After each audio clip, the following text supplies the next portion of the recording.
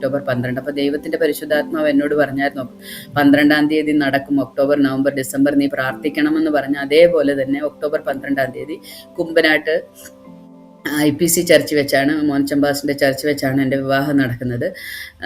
അങ്ങനെ അവിടെ വെച്ച് നാട്ടിൽ വെച്ച് വിവാഹം നടന്നു. പക്ഷേ എൻ്റെ പിതാവിന് ഇങ്ങനെ ഒരു വിവാഹം നടക്കുന്നെന്ന് നാട്ടിൽ പറയാൻ മടിയായതുകൊണ്ട് ബോംബെ വെച്ച് എൻ്റെ വിവാഹം കഴിഞ്ഞു എന്ന് എന്നെ കണ്ടിട്ട് തിരിച്ചു പോകുമ്പം നാട്ടിൽ ചെന്നിട്ട് എല്ലാവരോടും പറഞ്ഞു. അപ്പോൾ ഈവൻ എൻ്റെ അമ്മയും സഹോദരിമാരും വരെ വിശ്വസിച്ചിരുന്നു എൻ്റെ വിവാഹം കഴിഞ്ഞു എന്ന്.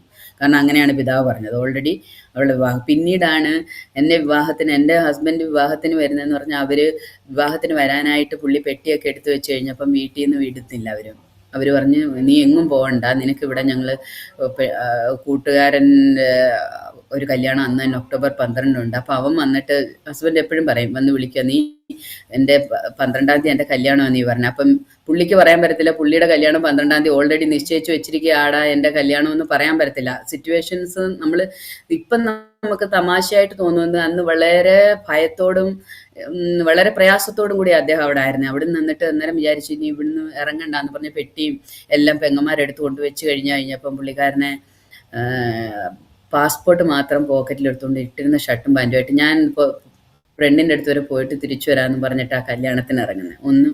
ഒരു കല്യാണത്തിൻ്റെ ഒരുക്കമോ ഒന്നുമില്ലാതെ പുള്ളിയെ നമ്മുടെ നാട്ടിലോട്ടൊന്നും വന്നിട്ടുമില്ല. ഈ തിരുവല്ല അല്ലെങ്കിൽ കുമ്പനാടെന്ന് പറഞ്ഞൊന്നും കണ്ണൂർ ഇരിക്കുന്ന ഒരാൾക്ക് അതിനെക്കുറിച്ച് ഒരറിവില്ല. അവിടുന്ന് ട്രെയിൻ കയറി തിരുവല്ല ഇറങ്ങി, പാസ്റ്റർ പറഞ്ഞതനുസരിച്ച് തിരുവല്ല ഇറങ്ങിയിട്ട് എങ്ങോട്ട് പോകണം, പാസ്റ്ററിൻ്റെ വീട് എവിടെ ഒന്നും അറിയത്തില്ല. എന്നിട്ട് അവിടുന്ന് ബൂത്തിലെങ്ങാണ്ട് കയറിയിട്ട് വിളിച്ചിട്ടാണ് പാസ്റ്ററിനെ വിളിച്ച്. അവിടുന്ന് രാവിലെ ഇറങ്ങിയിട്ട് അദ്ദേഹം പറയും എപ്പോഴും പല്ല് തേക്കാൻ ഒരു ബ്രഷ് റെയിൽവേ സ്റ്റേഷനിൽ ഇറങ്ങിയിട്ടാണ് അവിടുന്ന് വാങ്ങിക്കുന്നത്. കാരണം വിശ്വാസത്തിന് വേണ്ടിയിട്ട് ഇറങ്ങിത്തിരിക്കുമ്പം നമുക്ക് ചിലപ്പം നമ്മൾ ലോകപരമായിട്ടുള്ള കാര്യങ്ങളൊക്കെ നമുക്കെല്ലാം വിടേണ്ടി വരും. എന്നിട്ട് അദ്ദേഹം മോനച്ചമ്പാസിൻ്റെ വീട്ടിൽ പോയിട്ട് താമസിച്ചു. അവിടെ നിന്നാണ് കല്യാണത്തിന് വരുന്നത്. എൻ്റെ വീട്ടിൽ കല്യാണം നടന്നു എന്ന് പറഞ്ഞതുകൊണ്ട് എന്നെ എൻ്റെ വീട്ടിലോട്ട് കൊണ്ടുപോകാൻ പറ്റത്തില്ല. അതുകൊണ്ട് എൻ്റെ ആൻറ്റിയുടെ വീട് തുമ്പോണാണ്. അപ്പം എൻ്റെ അങ്കിളും ആൻറ്റിയും കൂടെ എന്നെ തുമ്പോണ് കൊണ്ടുപോയി അവിടെ താമസിപ്പിച്ചിട്ടാണ് കല്യാണത്തിന് വരുന്നത്. അപ്പം ഞങ്ങളുടെ രണ്ടുപേരുടെയും ജീവിതത്തിൽ ഞങ്ങൾ രണ്ടുപേരും സ്വന്തം ഭവനത്തിൽ നിന്നുമല്ല വിവാഹത്തിനായിട്ട് കടന്നു വന്നത്. എന്നാൽ അനുഗ്രഹിക്കപ്പെട്ട ഒരു വിവാഹം ദൈവം ഞങ്ങൾക്ക് നൽകി തരുവാനായിട്ട് ഇടയായി തീർന്നു. അനവധി വിശ്വാസികളെക്കാൾ കൂടുതൽ അനവധി ദൈവദാസന്മാരുണ്ടായിരുന്നു ഞങ്ങളുടെ വിവാഹത്തിന്. എൻ്റെ മാതാവും പിതാവും എൻ്റെ സഹോദരിമാർ രണ്ടുപേരും, എൻ്റെ അങ്കിളും ആൻറ്റിയും, എൻ്റെ അമ്മയുടെ ഒരു അനിയത്തി. അപ്പോൾ അവർക്കാണ് വണ്ടിയുള്ളത്. അപ്പം വണ്ടി ഇവർക്ക് വരാൻ വേണ്ടിയിട്ട് അമ്മയുടെ അനിയത്തിയും കൂടെ കൊണ്ടുവന്നു. അല്ലാതെ വേറെ ആർക്കും അറിയത്തില്ല കല്യാണം നാട്ടിൽ വെച്ചാണ് നടക്കുന്നതെന്ന്. അച്ഛൻ്റെ 5 പെങ്ങന്മാരുണ്ട്, പാപ്പന്മാർ 3 പേരുണ്ട്, അവരെ ആരോടും പറഞ്ഞിട്ടില്ല. അമ്മയുടെ 3 ആങ്ങളമാരുണ്ട്, ഒരു ചേച്ചിയുണ്ട്, 2 അനിയത്തിമാരുണ്ട്. അതിൽ ഒരു അനിയത്തിയോട് മാത്രം പറഞ്ഞു, ബാക്കി ഒരു മനുഷ്യരോടും പറഞ്ഞിട്ടില്ല, വേറെ ആർക്കോട്ടും അറിയേയില്ല. തുമ്പോണ് ഷാരോൺ ഫെലോഷിപ്പ് ചർച്ചിലെ പാസ്റ്ററും അവിടുത്തെ കുറച്ച് വിശ്വാസികളും പിന്നെ മോനച്ചമ്പാസിൻ്റെ സഭയിലെ കുറച്ച് വിശ്വാസികളും ബാക്കി മുഴുവൻ ദേവദാസന്മാരായിരുന്നു ഞങ്ങളുടെ വിവാഹത്തിന്. അങ്ങനെ ഞങ്ങളുടെ വിവാഹം കഴിഞ്ഞു. വിവാഹം കഴിഞ്ഞിട്ട് ഞങ്ങൾ മോനച്ചമ്പാസിൻ്റെ വീട്ടിലാണ് ഞങ്ങൾ പോയി താമസിക്കുന്നത്. ആക്ച്വലി നമുക്ക് സ്വന്തമായി നമ്മുടെ വീട്ടിലോട്ട് വരാനോ അല്ലെങ്കിൽ മറ്റു ഒന്നും ഒരു സാഹചര്യമില്ല. വിശ്വാസത്തിന് വേണ്ടിയിട്ട് കഷ്ടം സഹിക്കുക. അപ്പോസ്തലനായ പൗലോസ് പറയും, നിങ്ങൾ അനേക കഷ്ടങ്ങളിൽ കൂടെ വിശ്വാസത്തിൽ നിലനിൽക്കണമെന്നും അനേക കഷ്ടങ്ങളിൽ കൂടെ ദൈവരാജ്യത്തിൽ കടക്കണം. നമ്മുടെ ജീവിതത്തിലെ പലതും നമ്മൾ ഉപേക്ഷിക്കേണ്ടി വരും. കർത്താവിൻ്റെ നാമത്തിൽ വിശുദ്ധിയോടും വേർപാടോടും കൂടെ നിൽക്കണം എന്നുണ്ടെങ്കിൽ. പക്ഷേ ലോകം നമുക്കൊരിക്കലും അനുകൂലമല്ല. പക്ഷേ കർത്താവ് നമുക്ക് അനുകൂലമാണെങ്കിൽ ഈ ലോകത്തെ മുഴുവൻ നമുക്ക് അനുകൂലമാക്കി തീർക്കുവാൻ തക്കോണം ദൈവത്തിന് കഴിയും. അപ്പം ഒറ്റയ്ക്ക് വിശ്വാസത്തിൽ ഇറങ്ങി വരുന്നവർ എന്നെ കേൾക്കുന്നുണ്ടെങ്കിൽ നമ്മുടെ വിവാഹമായിക്കോട്ടെ, നമ്മുടെ ജീവിതത്തിലുള്ള ഏത് കാര്യമായിക്കോട്ടെ, ഞാൻ 100% പ്രൂഫോടെ നിങ്ങളോട് പറയാം, ദൈവം ഒരിക്കലും ഞാൻ നിന്നെ ഒരു നാളും അനാദിയായി കൈവിടുകയില്ല, ഉപേക്ഷിക്കയില്ല എന്ന് പറഞ്ഞ ദൈവം നമ്മളെ ഉപേക്ഷിക്കത്തില്ല. കാരണം നമ്മുടെ ജീവിതത്തിൽ വരുന്ന എല്ലാം, ഒരു മനുഷ്യൻ്റെ ജീവിതത്തിൽ കഷ്ടതയുണ്ട്, പട്ടിണിയുണ്ട്, ഉപദ്രവമുണ്ട്, നഗ്നതയുണ്ട്. ഇതൊന്നും നമ്മളെ ക്രിസ്തുവിൻ്റെ സ്നേഹത്തിൽ നിന്ന് എന്ത് ചെയ്യില്ല, വേർപിരിക്കത്തില്ല. അന്നൊക്കെ വളരെ പ്രയാസം ഉണ്ടായിരുന്നു. കാരണം എൻ്റെ അപ്പനും അമ്മയൊക്കെ വന്നെങ്കിലും ജസ്റ്റ് വന്ന് ഒരു കാണാൻ വരുന്ന ഒരാൾക്കാർ വന്ന് നിൽക്കുന്നത് പോലെ വന്ന് നിന്നെങ്കിലും പിന്നീട് ദൈവം അവരെ എല്ലാം സ്നാനപ്പെടുത്തി വേർപെടുത്തി എടുക്കാൻ ദൈവത്തിന് കരുണ തോന്നി. അവരുടെ എല്ലാ ഉള്ളത്തിലെ ദൈവം ഇടപെടുവാനിടയായി തീർന്നു. നമ്മുടെ ജീവിതത്തിലെ കഷ്ടങ്ങൾ കടന്നു വരുമ്പം അത് ആശ്വാസം പ്രാപിച്ചിട്ട് അനേകർക്ക് നമ്മൾ ആശ്വാസമായി തീരണം. അതിനു വേണ്ടിയിട്ട് ചില കഷ്ടങ്ങൾ കൂടെ ദൈവം കടത്തി വരും. അതിനുശേഷം എൻ്റെ ഹസ്ബൻഡും ഞങ്ങൾ എൻ്റെ പാസ്റ്ററിൻ്റെ ഒരു ചേച്ചി ബാംഗ്ലൂർ ഉണ്ടായിരുന്നു. ഞങ്ങളെ ബാംഗ്ലൂർ കൊണ്ടുപോയി. ഞങ്ങൾ കുറച്ച് ദിവസം 10-15 ദിവസം ബാംഗ്ലൂർ ഉണ്ടായിരുന്നു. അത് കഴിഞ്ഞിട്ട് പുള്ളി തിരിച്ച് നാട്ടിൽ വന്നതിന് ശേഷമാണ് എൻ്റെ ഭവനത്തിലോട്ട് ഞങ്ങൾ പോകുന്നത്. അങ്ങനെ ഞാൻ എൻ്റെ ഭവനത്തിൽ പോയി. അത് കഴിഞ്ഞിട്ട് തിരിച്ച് എൻ്റെ ഹസ്ബൻഡിൻ്റെ വീട്ടിലപ്പോൾ അന്വേഷിക്കാൻ തുടങ്ങി. ഇത്രയും ദിവസമായി 10-20 ദിവസമായിട്ട് വീട്ടിൽ നിന്ന് കൂട്ടുകാരുടെ അടുത്ത് പോകാനാണ് പറഞ്ഞുകൊണ്ട് ഇറങ്ങിപ്പോയ ഒരു പയ്യൻ കാണാതെ വരുമ്പോൾ അവർക്ക് എന്തായാലും അവർക്ക് വിഷമമുണ്ട്. അവർ പേരൻസാണ്, സഹോദരങ്ങളാണ്. അവരന്വേഷിക്കാൻ തുടങ്ങി. എന്നിട്ട് പുള്ളിക്കാരൻ പിന്നെ തിരിച്ച് എന്നെ സ്വന്തം വീട്ടിലേക്ക് കൊണ്ടുപോകാൻ പറ്റത്തില്ല. കല്യാണം കഴിച്ചു എന്ന് പറയാതെ എങ്ങനെയാണ് കൊണ്ടുപോകുന്നത്. എന്നിട്ട് തിരിച്ച് പുള്ളി ഒറ്റയ്ക്ക് തന്നെ ഹസ്ബൻഡിൻ്റെ വീട്ടിൽ പോയി. പിന്നെ കുവൈറ്റിലേക്ക് പോകാമെന്ന് പറഞ്ഞ് തിരിച്ചു വന്നിട്ട് എന്നെ നൂറിനായിട്ടൊന്ന് എടുത്തിട്ടാണ് ബോംബെക്ക് ഞങ്ങൾ തിരിച്ചു വരുന്നത്. അപ്പം അങ്ങനെ ഒരു കല്യാണം എന്ന് പറഞ്ഞാൽ ഒരു ടെൻഷൻ്റെയും പ്രയാസത്തിൻ്റെയും കഷ്ടതയുടെയും കൂടെ നടുവിലൊരു വിവാഹമായിരുന്നു. പക്ഷെ എനിക്കപ്പം വിചാരിച്ച് ജോലിക്ക് വേണ്ടിയിട്ട് കുവൈറ്റിലേക്ക്, അദ്ദേഹം കുവൈറ്റിലാണല്ലോ, കടന്നു വരാം. അപ്പോൾ അദ്ദേഹത്തിന് അന്ന് ഫാമിലിയെ കൊണ്ടുവരാനുള്ള, ഫാമിലി സ്റ്റാറ്റസിനുള്ള വിസയുടെ അത്രയും സാലറി ഒന്നുമില്ല, ചെറിയ സാലറിയേ ഉള്ളൂ ആ സമയത്ത്. അപ്പം വിചാരിച്ച് ഇവിടെ ജോലിക്കായിട്ട് കൊണ്ടുവരാൻ, ജോലിക്ക് നോക്കാമെന്ന് വിചാരിച്ചു. പക്ഷേ ഞങ്ങളൊരു 45 ഡേയ്സ് ഒരുമിച്ചുണ്ടായിരുന്നു. ഞാൻ തിരിച്ചു പോകുന്ന അന്നാണ് ഞാൻ അറിയുന്നത് ഞാൻ കൺസീവ് ആയിന്ന്. അപ്പോൾ അടുത്തൊരു ഷോക്കും കൂടെ ആയി. കാരണം എന്ന് വെച്ചാൽ അതെല്ലാം എന്ന് പറഞ്ഞാൽ ദൈവത്തിന് ചില പ്ലാനുകളുണ്ട് നമ്മുടെ ജീവിതത്തിൽ. നമ്മുടെ പ്ലാനോ നമ്മുടെ പദ്ധതിയോ നമ്മുടെ ആഗ്രഹങ്ങളോ ആയിരിക്കത്തില്ല. ദൈവത്തിന് പെട്ടെന്ന് എനിക്ക് ശാരീരികമായിട്ടുള്ള പ്രയാസം ഉണ്ടായി, ഛർദിലും പ്രയാസങ്ങളുമായി. എൻ്റെ ഹസ്ബൻഡ് തിരിച്ച് കുവൈറ്റിലേക്ക് പോന്നു. അവിടുന്ന് ജോലിക്ക് എനിക്ക് പോകാൻ പറ്റാത്തൊരു സിറ്റുവേഷനിലേക്ക് എത്തി.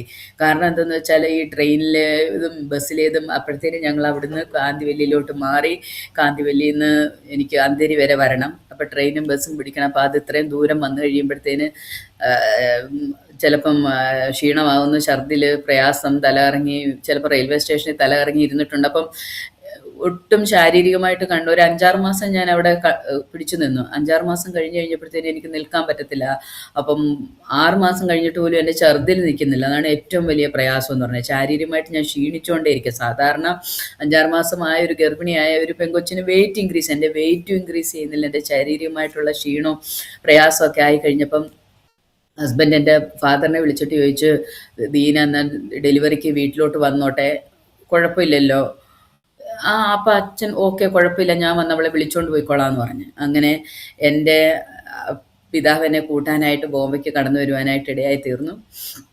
എൻ്റെ അനിയത്തിയുടെ വിവാഹം ഓൾറെഡി കഴിഞ്ഞ് ആർഭാടമായിട്ട് എല്ലാം നടന്നു. പക്ഷേ ഇത് ഇങ്ങനെ ആയതുകൊണ്ട് അറിയത്തില്ല. ഞാൻ അവിടെ ചെന്ന് നിന്നിട്ട് എൻ്റെ ഹസ്ബൻഡിൻ്റെ കൂടെ 1-2 ദിവസം അവിടെ ജസ്റ്റ് ഒന്ന് ചെന്ന് പോകുന്നതേ ഉള്ളൂ. അപ്പോൾ ആൾക്കാർക്കൊക്കെ സംശയമായി, ഇവള് എന്തോ ആരുടെയോ കൂടെ ബോംബെ പോയിട്ട് ക്രിസ്ത്യാനികളോട് നാട്ടിൽ അന്ന് പറയുന്നത് അങ്ങനെയായിരുന്നു. എൻ്റെ വീടിൻ്റെ പരിസരത്തുള്ളവരും ബന്ധുക്കളും പറയുന്ന അവളെ ഏതോ ക്രിസ്ത്യാനിയുടെ കൂടെ ഒളിച്ചോടി പോയി, എന്നിട്ട് പറയാതിരിക്കാൻ വേണ്ടിയിട്ട് ബോംബെ വെച്ച് കല്യാണമായിരുന്നു എന്നൊക്കെ പറഞ്ഞിട്ട് വന്ന്. അപ്പം അങ്ങനെ ഇരിക്കുന്ന ഒരു സിറ്റുവേഷനിൽ തിരിച്ചു വീണ്ടും ഞാൻ നാട്ടിലേക്ക് പോകുന്നതെന്ന് പറയുമ്പോൾ വളരെ പ്രയാസമാണ്. വളരെ പ്രയാസം എന്ന് പറഞ്ഞാൽ നമ്മൾ ഒരു മനുഷ്യന് ചിന്തിക്കാൻ പറ്റത്തില്ല അവിടെ ചെന്ന് നിൽക്കുന്ന കാര്യം. കാരണം എല്ലാ രീതിയിലും ഹൈന്ദവമായിട്ട് അതിനെ ആരാധനയ്ക്ക് വിടുമോ എന്ന് പോലും എനിക്കൊരു ഉറപ്പില്ല. ഞങ്ങൾ നാട്ടിൽ ചെന്നാൽ ഞങ്ങൾ ചെല്ലുന്നത് നാട്ടിലെങ്ങും ആരോടും പറയാതെ തുമ്പോൺ ആൻറ്റിയുടെ വീട്ടിൽ പോയിട്ടായിരുന്നു. അവിടെയായിരുന്നു ഞങ്ങൾ പ്രയറിന് വന്നത്. അപ്പോൾ ഈ ഗർഭിണിയായിരിക്കുന്ന എനിക്ക് അത്രയിടം പ്രയറിന് പോകാൻ പറ്റുമോ ഒന്നും അറിയത്തില്ല. പക്ഷേ എൻ്റെ ശാരീരികമായ കണ്ടീഷൻ മോശമായിട്ട് എന്നെ അവിടെ നിർത്താനും പറ്റാത്തത് കൊണ്ട് അങ്ങനെ ഞാൻ നാട്ടിലേക്ക് കടന്നു. അപ്പം നാട്ടിലേക്ക് കടന്നു പോകുന്നതിന് മുമ്പ് ഒരു ദൈവശബ്ദം കേൾപ്പിച്ചു, ഞാൻ വളരെ തീച്ചുള്ള 7 മടങ്ങ് വർദ്ധിക്കാൻ പോവുകയാണ്. കഷ്ടതയുടെ നടുവിലേക്ക് ഞാൻ വീണ്ടും പോവുകയാണെന്നുള്ള ദൂത് കേൾപ്പിച്ചു. ഞാനൊരു കോടതിയിലെ ഒരു കോർട്ടിനകത്ത് നിൽക്കുന്ന ഒരു ദർശനം ഒരു ദൈവദാസൻ കണ്ടിട്ട് എന്നോട് പറയാനായിട്ട് ഇടയായി തീർന്നു. അപ്പം ഞാൻ വിചാരിച്ച് ഞാനിനി അവിടെ ചെന്ന് കഴിയുമ്പോൾ എന്തോ സംഭവിക്കുന്നത്, എൻ്റെ അപ്പൻ ഇനി എന്തെങ്കിലും ചെയ്തിട്ടോ അല്ലെ വേറെ എന്തെങ്കിലും സംഭവിച്ചിട്ട് ഇനി ഞാൻ കോടതിയിൽ പോയി നിൽക്കുന്നെന്ന് ദർശനം കണ്ടപ്പോൾ എനിക്ക് നന്നായിട്ട് അറിയാം, ദൈവത്തിൻ്റെ പരിശുദ്ധാത്മാവ് എന്തെങ്കിലും നമ്മളോട് പറഞ്ഞിട്ടുണ്ടെങ്കിൽ അത് അങ്ങനെ തന്നെ സംഭവിക്കും എന്നുള്ളത്. പേടിയോടാ പോകുന്നത്. ഞങ്ങൾ കടന്നു പോകുമ്പോൾ എൻ്റെ കയ്യിൽ ഒരു ചെറിയ സൂട്ട് കേസ് ഉണ്ടായിരുന്നു. അതിനകത്ത് ഞാൻ എൻ്റെ സർട്ടിഫിക്കറ്റും എൻ്റെ കല്യാണത്തിൻ്റെ സാരി, ഡ്രസ്സ്, ബൈബിള്, കുറച്ച് പൈസയും ഇതെല്ലാം കൂടെ ഒരു ചെറിയ സൂട്ട് കേസ് അതെൻ്റെ തലയിൽ വെച്ചുകൊണ്ട് ഞാൻ കിടക്കുമായിരുന്നു. ഞങ്ങൾ ട്രെയിനിൽ പോകുമ്പോൾ എൻ്റെ അമ്മയുടെ അനിയത്തിയുടെ മോൻ റെജി, അവനും വിശ്വാസത്തിലേക്ക് കടന്നു വന്ന് സ്നാനപ്പെട്ട് ഒരു വിശ്വാസിയെ കല്യാണം കഴിച്ച് 2 മക്കളുണ്ട്. അവ ദുബൈയിലാണ്. ദൈവകൃപയാലെ അന്ന് അവൻ ബോംബെ വന്ന് അവനും രക്ഷിക്കപ്പെടുവാനായിട്ട് ഇടയായി തീർന്നു. അവൻ എന്നെ കൊണ്ടുവരാനായിട്ട് വന്നതിന് ശേഷം വീണ്ടും ജോലിക്ക് വേണ്ടിയിട്ട് ബോംബെ വന്ന് അങ്ങനെ ബോംബെ വെച്ച് അവനും സ്നാനപ്പെടുവാനായിട്ട് ഇടയായി തീർന്നു. ആ സമയത്ത് രജി, എൻ്റെ ബ്രദറുണ്ട് എൻ്റെ കൂടെ, എൻ്റെ ഫാദറുണ്ട്. ഞാൻ ഏറ്റവും താഴത്തെ ബെർത്തിൽ കിടക്കുന്ന, മിഡിലിൽ റെജി കിടക്കുന്ന, സൈഡ് ബെർത്തിൽ എൻ്റെ ഫാദർ. അങ്ങനെ ഞങ്ങൾ ട്രെയിനിൽ പോകുമ്പം ഞാൻ ക്ഷീണം കാരണം എന്നോട് എൻ്റെ ഫാദർ പറഞ്ഞു നീ ഉറങ്ങിക്കോളാൻ പറഞ്ഞു. ഞാൻ ഉറങ്ങി. കുറച്ച് സമയം പെട്ടി തലയിൽ വെച്ച് കഴിഞ്ഞപ്പോൾ എനിക്ക് കഴുത്തിന് വേദനയായപ്പം ഞാനത് സൈഡിൽ പിടിച്ചുകൊണ്ട് ഞാൻ കിടന്നപ്പം ഫാദർ എന്നോട് പറഞ്ഞു നീ ഒരു കാര്യം ചെയ്യുക, ആ പെട്ടിയും കൊണ്ട് ഞാൻ എൻ്റെ തലയിൽ വെച്ച് ഞാൻ കിടന്നോളാം, നീ ഉറങ്ങിക്കോളാൻ പറഞ്ഞു അവിടെ കിടന്നു. അപ്പം ഞാൻ എൻ്റെ കണ്ണിൽ മയക്കം കയറിയപ്പം ഞാനൊരു സ്വപ്നം കാണും, എൻ്റെ പെട്ടി ആരാണ്ട് എടുത്തുകൊണ്ട് പോകുന്നതായിട്ട്. ഞാൻ പെട്ടെന്ന് ഞെട്ടി ഉണർന്ന് നോക്കി. ഞാൻ എഴുന്നേറ്റിരുന്നിട്ട് ഞാൻ നോക്കുമ്പോൾ അച്ഛൻ്റെ തലയുടെ അവിടെ ആ പെട്ടിയില്ല. അതിനകത്താണ് ഞാൻ പഠിച്ച സർട്ടിഫിക്കറ്റുകൾ മുഴുവനും, എൻ്റെ കല്യാണത്തിൻ്റെ സാരി, ഡ്രസ്സ്, ബൈബിള്, സകല കാര്യങ്ങളും അതിനകത്തുണ്ട്. അത് കംപ്ലീറ്റ് ആയിട്ട് ആ പെട്ടി നഷ്ടമായി അങ്ങനെ ആ ട്രെയിൻ യാത്രയിൽ. എന്നിട്ട് ഞങ്ങൾ TTR에 വിളിച്ചു, കംപ്ലൈൻറ്റ് ചെയ്തു. അവർ നോക്കി, വെയിറ്റ് ചെയ്യാൻ പറഞ്ഞ് 4-5 ദിവസം വെയിറ്റ് ചെയ്തില്ലെങ്കിൽ വെയിറ്റ് കിട്ടുവാണെങ്കിൽ അവർ തരാമെന്ന് പറഞ്ഞ് ഒരു ആപ്ലിക്കേഷൻ ഫോമൊക്കെ ഫില്ല് ചെയ്ത് കൊടുത്തു. അപ്പം എൻ്റെ അനിയൻ, എൻ്റെ അമ്മയുടെ അനിയത്തിയുടെ മോനെ റെജി, എൻ്റെ ബ്രദർ എന്നോട് ചോദിച്ചു, ഇതാണോടി ദൈവം, നിൻ്റെ എല്ലാ സാധനവും മൂട്ട് അതുപോലെ സൂക്ഷിക്കാൻ പറ്റാത്തൊരു ദൈവത്തെയാണോ നീ വിളിക്കുന്നതെന്ന് എന്നോട് ചോദിച്ചു. അവൻ ഇന്ന് കർത്താവിലാണ്. അന്ന് എനിക്ക് എൻ്റെ ജീവിതത്തിലെ സകലതും നഷ്ടപ്പെട്ടു പോയ, കാരണം ഇനി ഒരു ജോലിക്ക് കുവൈറ്റിലോട്ട് വരണം എന്നുണ്ടെങ്കിൽ ഇതൊന്നും ഇല്ലാതെ ഒരു ജോലി ചെയ്യാൻ എനിക്ക് പറ്റത്തില്ല. ഇത്രയും നാൾ ഞാൻ പഠിച്ചതും എൻ്റെ കഴിവും ഇതിനകത്തുള്ളത് സകലതും നഷ്ടപ്പെട്ടു പോയി. പക്ഷെ ഞാൻ നിങ്ങളോട് പറയാം, എന്നാൽ അതിനെല്ലാം ഉപരിയായിട്ട് ഇന്ന് ഞാനൊരു വർക്കിംഗ് വുമണാണ്, ഇവിടെ ജോലി ചെയ്യുന്നുണ്ട്. സുവിശേഷ വേലയോടൊപ്പം ഞങ്ങൾ ജോലി ചെയ്യുന്നുണ്ട്. എന്നാൽ എൻ്റെ സർട്ടിഫിക്കറ്റിൻ്റെയോ എൻ്റെ പ്രവൃത്തി പരിചയത്തിൻ്റെ അപ്പുറത്ത് പ്രവർത്തിക്കാൻ കഴിയുന്ന ഒരു ദൈവമുണ്ടെന്ന് ദൈവം എൻ്റെ ജീവിതത്തിൽ തെളിയിച്ചു തരുവാനായിട്ട് ഇടയായിത്തീർന്നു. നമ്മുടെ കഴിവിനേക്കാൾ അപ്പുറത്ത്, അല്ലെങ്കിൽ നമ്മുടെ കയ്യിൽ എന്തെങ്കിലും ഉണ്ടെങ്കിൽ, അല്ലെങ്കിൽ നമ്മുടെ സമ്പത്ത്, അല്ലെങ്കിൽ നമ്മുടെ ആരോഗ്യം, അല്ലെങ്കിൽ നമ്മുടെ വിദ്യാഭ്യാസം, അതിനപ്പുറത്ത് പ്രവർത്തിക്കാൻ ദൈവത്തിന് കഴിയും. കാരണം അന്നതെല്ലാം നഷ്ടപ്പെട്ടപ്പം എല്ലാം നഷ്ടപ്പെട്ടവളായിട്ട് ശാരീരികമായിട്ടൊരു ബലമില്ലാത്ത അവസ്ഥ. രണ്ടാമത് ഉള്ളതെല്ലാം നഷ്ടപ്പെട്ടിട്ടാണ് ഞാൻ നാട്ടിലേക്ക് പോകുന്നത്. അപ്പം ഒന്ന് ഭർത്താവിൻ്റെ ദാസിക്ക് ആലോചിക്കാൻ പറ്റും, അവിടോട്ട് ചെല്ലുമ്പോഴുള്ള കുത്തുവാക്കുകളും ചോദ്യങ്ങളും പറച്ചിലുകളും ഇതിനെയൊക്കെ എങ്ങനെ ഞാൻ ഫേസ് ചെയ്യുമെന്ന് വിചാരിച്ചിട്ട് എനിക്ക് ഓർക്കാൻ പോലും പറ്റാത്തൊരവസ്ഥയിലേക്കാണ് ഞാൻ എൻ്റെ വീട്ടിലോട്ട് ചെല്ലുന്നത്. എന്നാലേ ഞാൻ കുറച്ച് നാൾ ഞങ്ങൾ വെയിറ്റ് ചെയ്ത്, പിന്നെ റെയിൽവേയിൽ ഞങ്ങൾ അന്വേഷിച്ചപ്പോൾ അത് അങ്ങനെ ഒരു പെട്ടി കിട്ടിയിട്ടേ ഇല്ല. അവർക്ക് ആരെങ്കിലും എടുത്തുകൊണ്ട് പോയതായിരിക്കും, പക്ഷെ അത് കിട്ടിയില്ല.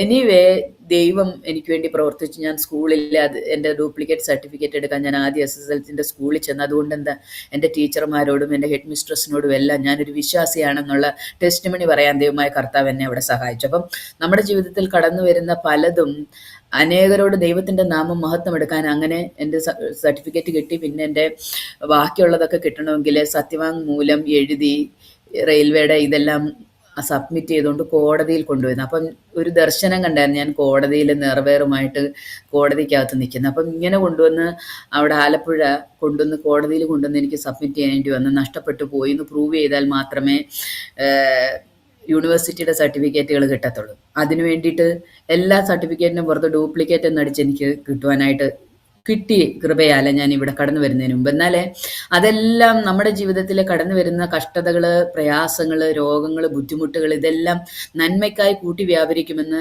ദൈവവചനത്തിൽ പറയുന്നത് പോലെ തന്നെ എൻ്റെ ജീവിതത്തിലാണ്. ഞാൻ ചെന്ന് കഴിഞ്ഞപ്പോൾ എൻ്റെ പിതാവ് മദ്യപാനിയായിരുന്നു.